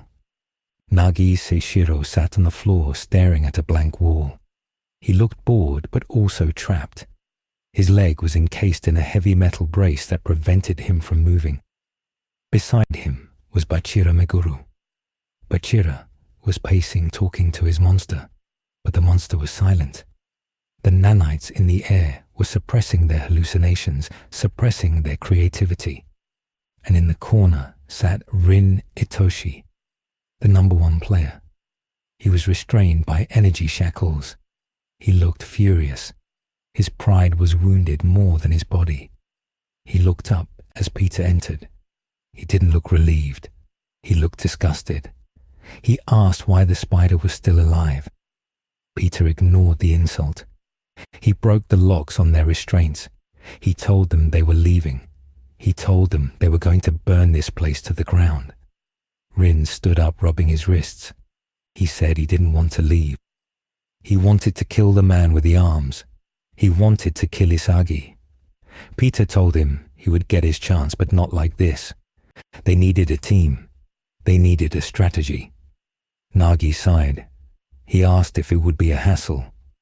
Peter said yes, it would be the biggest hassle of their lives. Nagi stood up. He said he was in. Anything was better than this boredom. Bachira grinned. The madness returned to his eyes. He said he wanted to play with the spider. They moved as a unit. Peter led them not to the exit, but to the armory. Octavius had built a workshop to maintain the cybernetics. Peter knew that if he couldn't overpower Ock, he had to outbuild him. He raided the supplies. He found spare servos, hydraulic fluid, and plating. He didn't build a suit. He built weapons. He built impact gauntlets for Nagi to amplify his trapping ability. He built gyroscopic stabilizers for Bachira to enhance his erratic movement. And for Rin, he built nothing. Rin refused the tech. He said his own body was enough. Peter respected that. For himself, Peter scavenged a pair of web shooter cartridges from his destroyed suit and refilled them with the synthetic polymer he mixed from the chemical refinement plant. It wasn't perfect. It was sticky gross and dissolved in an hour. But it was web. They emerged back into the central arena just as the first exhibition match was beginning. Isagi was on the field. He was facing a team of drone-controlled players. It was a slaughter. Isagi moved with mathematical perfection. His mechanical arms blocked shots. His legs fired precision missiles. He was scoring a goal every 10 seconds. The energy readings on the core were spiking. The singularity was stabilizing, feeding on the raw efficiency of the display. Octavius watched from his screen, pleased. The integration was successful. Then the lights went out. Not a flickering, a total blackout. Peter had cut the main power line. The emergency red lights bathed the arena in blood. The singularity in the center glowed with a terrifying malevolence. Peter dropped from the ceiling landing in the center of the field. Nagi, Bachira, and Rin landed behind him. They stood in a phalanx facing Isagi. Isagi stopped. His mechanical arms hissed and fanned out like spider legs. He scanned them, thread detected, variables identified. He spoke. His voice was synthesized, layered with a metallic reverb. He asked why they were interrupting the calibration. He said they were obsolete. Peter stepped forward. He looked at the boy he had tried to save.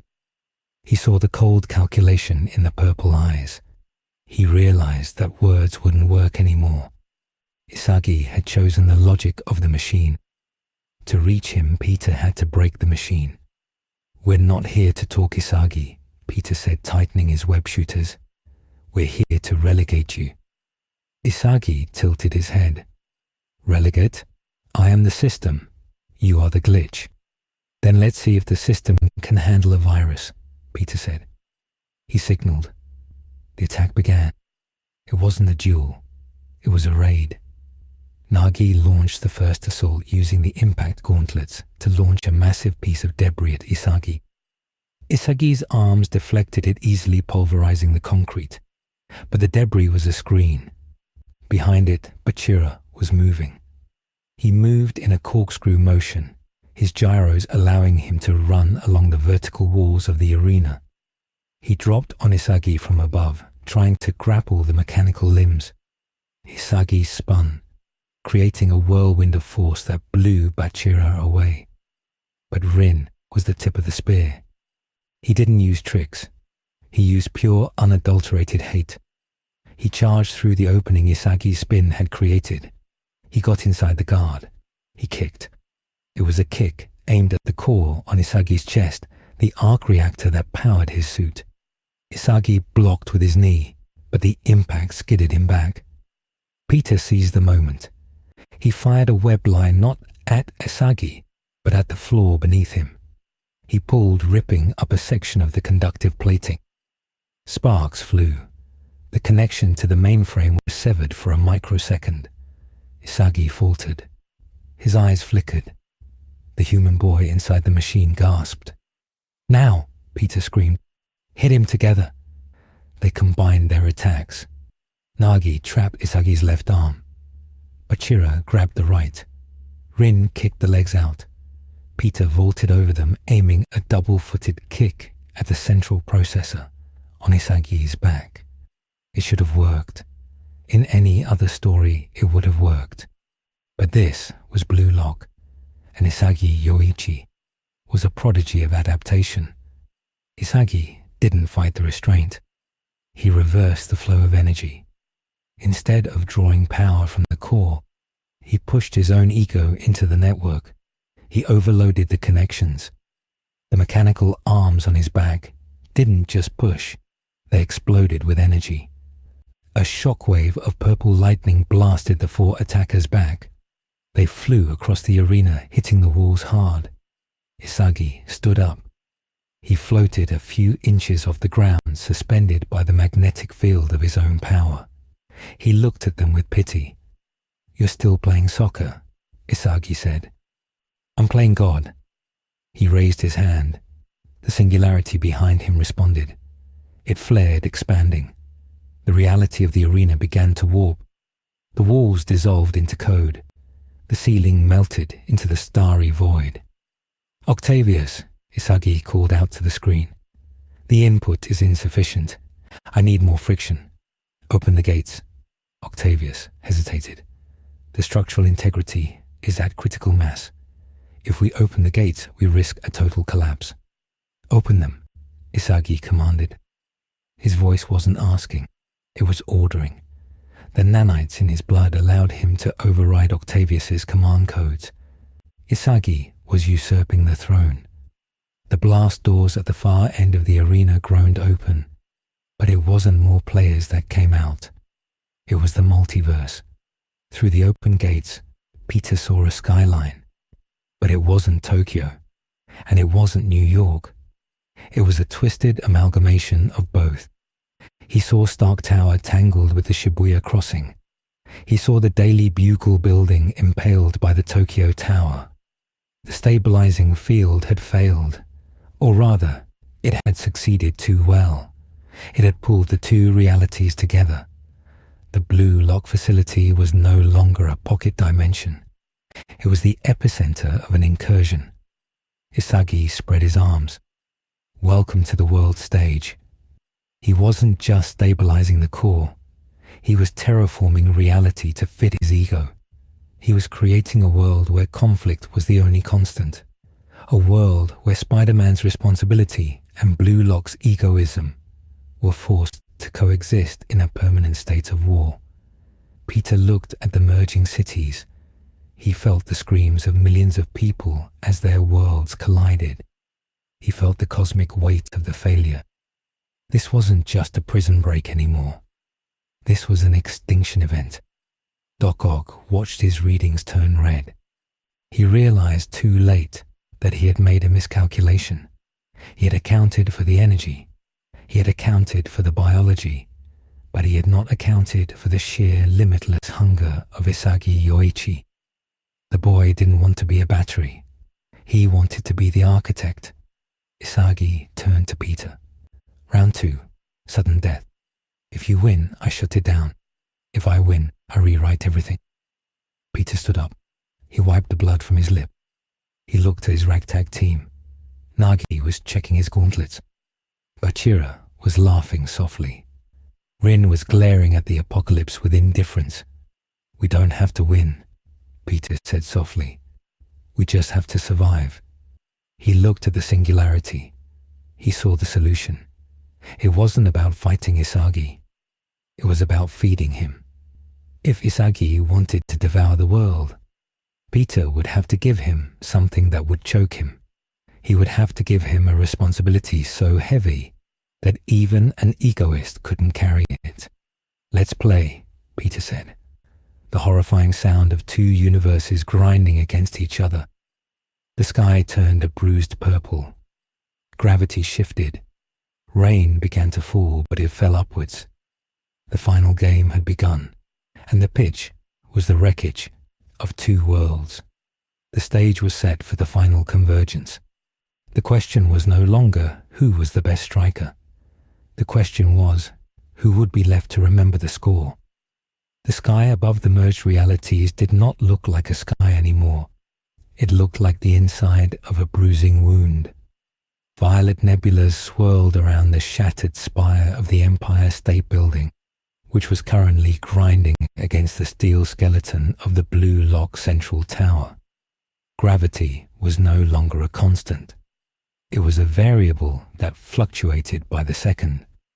Cars from the streets of New York floated upwards, crashing into the floating neon signage of Shibuya. Rain fell in spirals, hissing as it hit the energy shields that Isagi Yoichi had erected around his floating throne.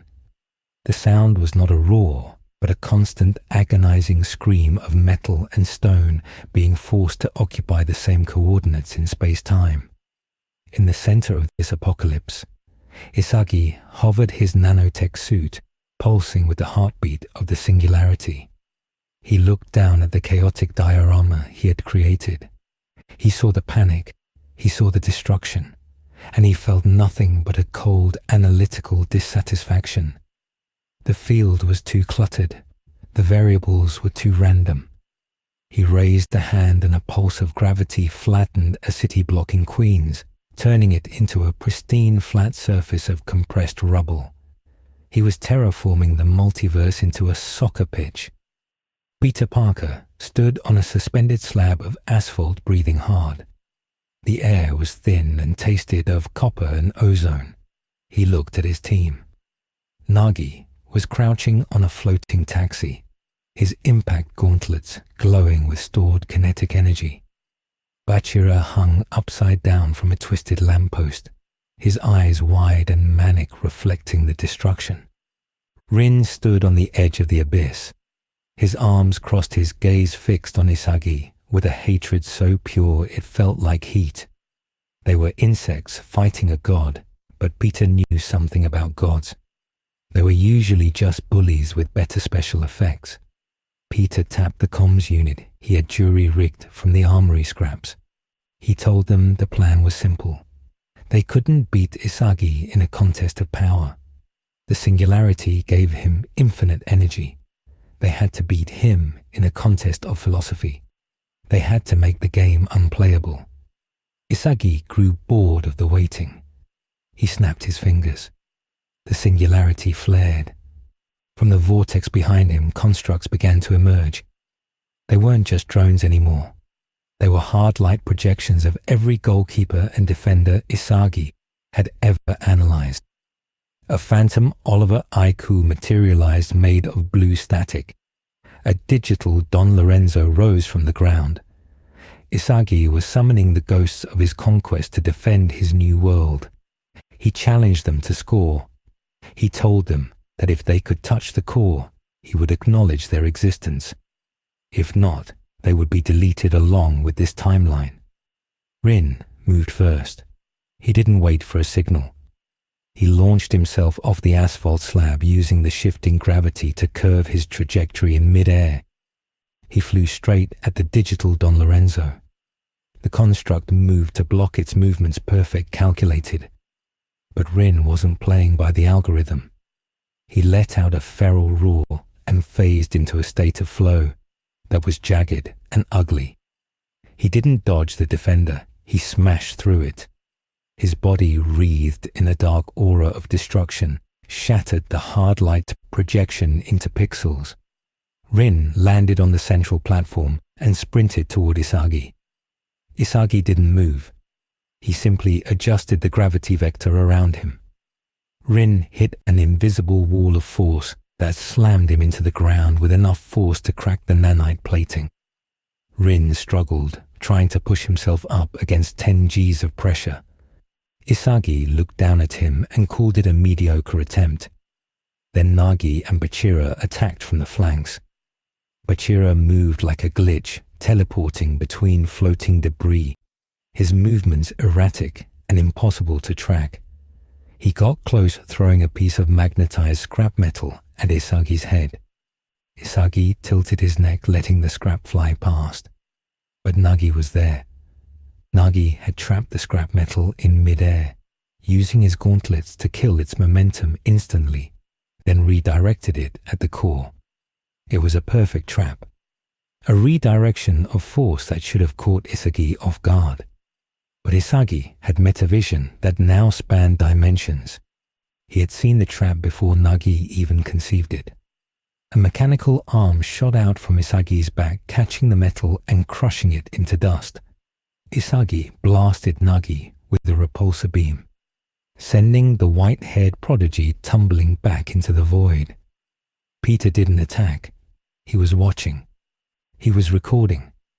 His spider sense was overwhelmed not by danger, but by suffering. He could feel the millions of lives in the merging cities crying out. He could feel the subway train dangling over the Hudson River. He could feel the hospital in Shinjuku losing power. And he realized that Isagi didn't feel any of it. To Isagi, those weren't people. They were texture. They were background assets. That was the weakness. That was the gap in the armor. Peter shot 2 web lines anchoring himself to a floating chunk of Stark Tower. He pulled, catapulting himself high into the air above Isagi. He wasn't aiming for the boy. He was aiming for the network. Peter landed on the back of a hovering drone. He ripped open its maintenance panel and jammed his modified web shooter into the port. But he didn't fire webbing. He fired data. He fired a biofeedback loop that he had programmed during the brief respite in the armory. It was a connection protocol, a bridge between his spider sense and the bluelock mainframe. Peter screamed as the connection took hold. His mind was flooded with the digital architecture of the facility. He pushed back. He forced his own perception into the system. He forced the Parker luck, the crushing weight of responsibility, the guilt of Uncle Ben, the grief of Gwen Stacy. He forced it all into the data stream. He uploaded his conscience into Isagi's ego. Isagi recoiled. For the first time, his expression broke. He clutched his head. The purple light in his eyes flickered. He wasn't seeing trajectory lines anymore. He was seeing faces. He saw a mother shielding her child in a crumbling apartment in Brooklyn. He saw a man falling from a bridge in Tokyo. He felt the fear. He felt the cold. The nanites in his blood, confused by the sudden influx of empathy hormones, began to destabilize. The perfect machine was suffering from a human error. Isagi screamed, telling the voices to stop. He told them they were irrelevant. He tried to delete the data, but Peter held the connection, his nose bleeding, his brain on fire. "You want to rule the world?" Peter shouted, his voice amplified by the drone speakers. "Then you have to feel it. You have to carry it. That's the price, Isagi. Heavy as the head that wears the crown." Isagi thrashed in the air, his mechanical arms flailing wildly, striking at invisible phantoms. The gravity field around him fluctuated. The pressure on Rin lifted. Rin gasped, sucking in air. He saw Isagi vulnerable. He saw the opening, but he also saw the sky tearing open further. The incursion was accelerating. The 2 Earths were about to collide fully. If they didn't stop the core now, there would be nothing left to conquer. Suddenly, a massive mechanical tentacle smashed through the platform, sending Peter flying. The connection broke. Otto Octavius emerged from the wreckage of the control tower. He was battered, his suit torn, but his eyes were maniacal. He had overridden the safety protocols on his own arms. He wasn't trying to save the world. He was trying to salvage the experiment. He climbed toward the singularity, ignoring the screaming Isagi. Octavius shouted that the boy was weak. He shouted that biology was a failure. He reached for the core with all 4 arms, intending to rip it out and use it to power his own escape pod. He was going to leave this dimension to rot. But he was intercepted. Not by Peter, not by the Blue Lockers, but by the World 5. Julian Loki appeared in a blur of motion, running up the side of the falling debris. He slammed into Octavius at supersonic speed, shattering one of the mechanical arms. Adam Blake dropped from the sky, landing on Octavius's back and putting him in a sleeper hold. The pros had returned. They looked terrible. Their uniforms were shredded, their bodies bruised and bloody from the blast. But they were professionals. And professionals didn't let the game end on a technicality. Leonardo Luna walked out onto a floating beam, wiping blood from his mouth. He looked at Isagi, who was still clutching his head. Luna didn't look impressed. He looked disgusted. He said that a king who couldn't handle the noise of the crowd wasn't fit for the pitch. The battlefield became a three-way chaotic brawl. The World 5 engaged Doc Ock, trying to keep the mad scientist away from the core. Rin Nagi and Bachira rallied, attacking the distracted Isagi, and Peter was in the middle trying to save everyone. He swung from debris to debris, catching falling cars, webbing up collapsing buildings. He was fighting the environment itself. He saw a piece of the Daily Bugle sign falling toward Nagi. Peter swung in, kicking the sign away, saving the boy. Nagi looked at him confused. He asked why Peter wasted the energy. Peter didn't answer. He just kept moving. Isagi floated in the center of the storm, his mind fracturing. The empathy virus Peter had uploaded was fighting with his ego. He saw the pros fighting. He saw his rivals fighting. And he saw the spider saving people. It didn't make sense. Why save the weak? Why waste the calories? But the data was undeniable. The spider was stronger than him, not in power, but in resolve. The spider was carrying the weight of two worlds, and he hadn't broken. Isagi felt a new emotion. It wasn't hunger. It wasn't anger. It was shame. He realized he was playing a small game. He was trying to be the god of a sandbox while others were holding up the sky. Isagi looked at the singularity. It was pulsating violently, turning red. It was going critical. The containment field was failing. If it exploded, it wouldn't just merge the worlds. It would vaporize them. The energy had to go somewhere. It needed a vent. It needed a striker. Isagi looked at his legs. The nanites were sluggish. He couldn't generate the force alone. He needed a pass. He needed someone to set him up. "Spider!" Isagi screamed. His voice was raw human again. "Feed me!" Peter stopped mid-swing. He looked at Isagi. He saw the purple glow fading, replaced by a desperate blue fire. He understood. Isagi wasn't asking for energy. He was asking for the ball. He was asking for the responsibility. Peter landed on the central platform. He looked at the core. It was a swirling ball of antimatter. Physical touch would disintegrate a normal human. But they weren't normal. "It's heavy," Peter warned, crouching down. "I'll devour it," Isagi roared. Peter shot two webs, attaching them to the singularity. He pulled with everything he had. His muscles tore, his spine cracked. He used the leverage of the falling buildings. He swung the singularity like a flail, ripping it from its magnetic pedestal. He spun, dragging the ball of death through the air. The heat burned his suit away. It burned his skin.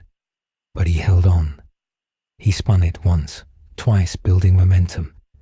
Then he released it. He hurled the singularity toward Isagi. It was a terrible pass. It was high, fast, and erratic. It was a pass meant to kill the receiver. Isagi watched it come.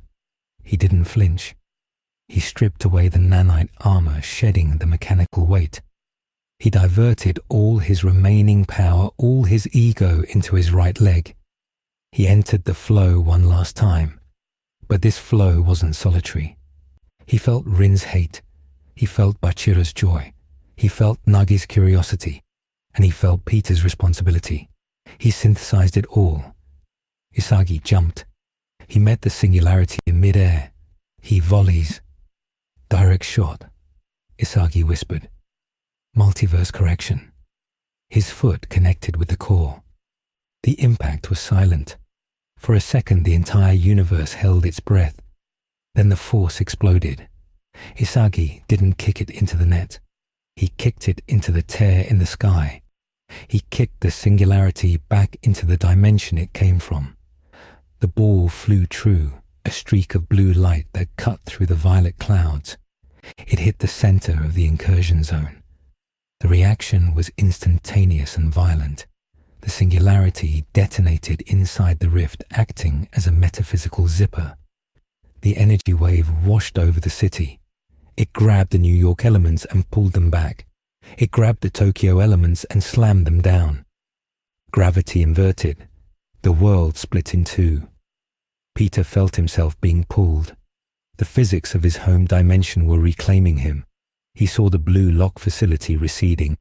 He saw Isagi falling from the sky, his suit gone, his body limp. He saw Rin screaming in frustration.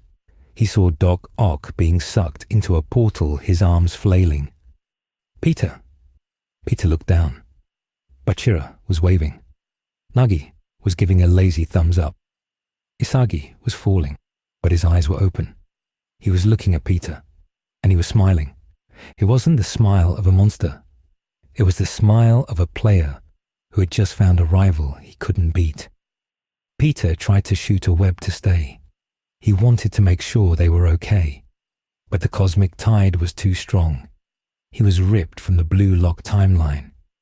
The purple sky snapped shut, leaving only the grey smog of a standard Tokyo evening.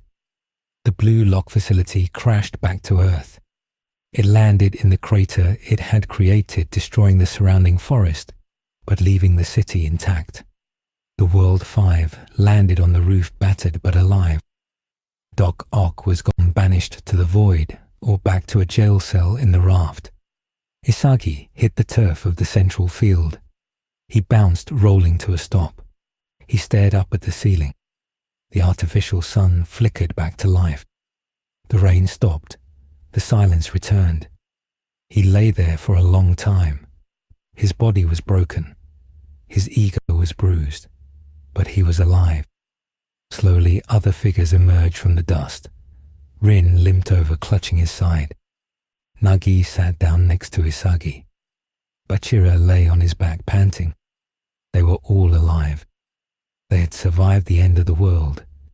Jinpachi Ego's voice crackled over the speakers. The system had rebooted. Ego sounded tired, but his arrogance was untouched. Project Bluelock Phase 3 complete, Ego said. Dimensional data secured. Anomaly neutralized. Resuming selection process. Isagi started to laugh. It was a dry, painful sound. He laughed until he coughed blood. He sat up. He looked at his hands. There were faint scars, their patterns that looked like webs. He looked at Rin.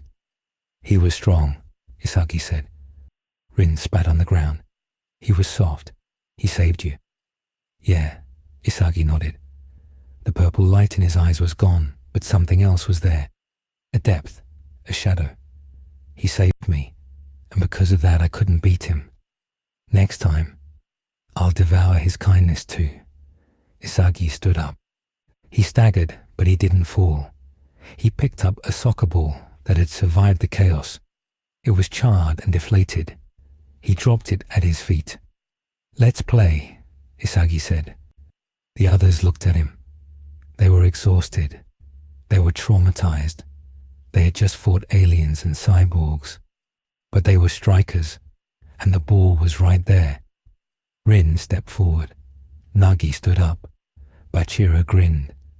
In another universe, Peter Parker landed face first in a dumpster in an alleyway in Queens. He groaned, pushing a banana peel off his mask. He checked his web shooters. Empty. He checked his phone. No signal. He sighed. Worst practice ever, Peter muttered. Back in the blue lock stratum, the game began again. But the atmosphere had changed. The walls whispered with the memory of the spider. The players moved with a new intensity. They knew now that there were monsters out there bigger than them, and to beat them, they had to become something worse than demons. They had to become heroes who didn't care about saving the world, only winning it. The facility hummed. The dimensional tear was closed, but the scar remained a faint purple line in the sky above the glass roof, a reminder that the universe was watching, and Blue Lock was hungry. The cleanup took 3 weeks. The Blue Lock facility did not simply wash away the blood and oil, it integrated the destruction into its architecture. The crater in the central stratum was not filled in, but paved over with reinforced glass, a permanent scar displayed beneath the feet of the players as a reminder of the day the sky broke. Jinpachi Iko sat in his office, surrounded by screens that displayed not soccer matches, but unauthorized footage of a red and blue vigilante swinging through New York City. The dimensional breach had closed, but the data stream had left a residue. Ego watched Peter Parker holding a bus from falling off a bridge on loop. Henri Thierry stood by the window, looking out at the grey Japanese sky. She asked if they should report the incident to the government.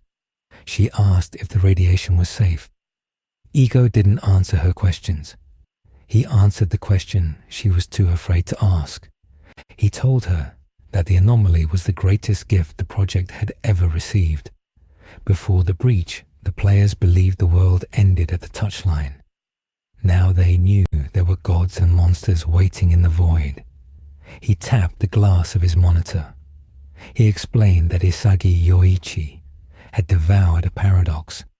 The boy had tasted the power of absolute altruism and found it bitter, but the aftertaste was potency. Down on the field, the training had resumed, but the rhythm was different. It was no longer the frantic scrambling of hungry dogs. It was the calculated movement of survivors. Isagi stood at the penalty spot. He wasn't looking at the goal. He was looking at the air above it where the rift had been. His eyes were dark stripped of the naive shine they held when he first arrived. He raised his hand, mimicking the web shooter gesture he had seen Peter use. He didn't shoot a web. He visualized a line of probability connecting him to the future. He realized that a striker is also a superhero in a twisted sense. A hero takes the burden of the world on his shoulders. A striker takes the burden of the victory. It was the same weight, just a different direction. Isagi kicked the ball.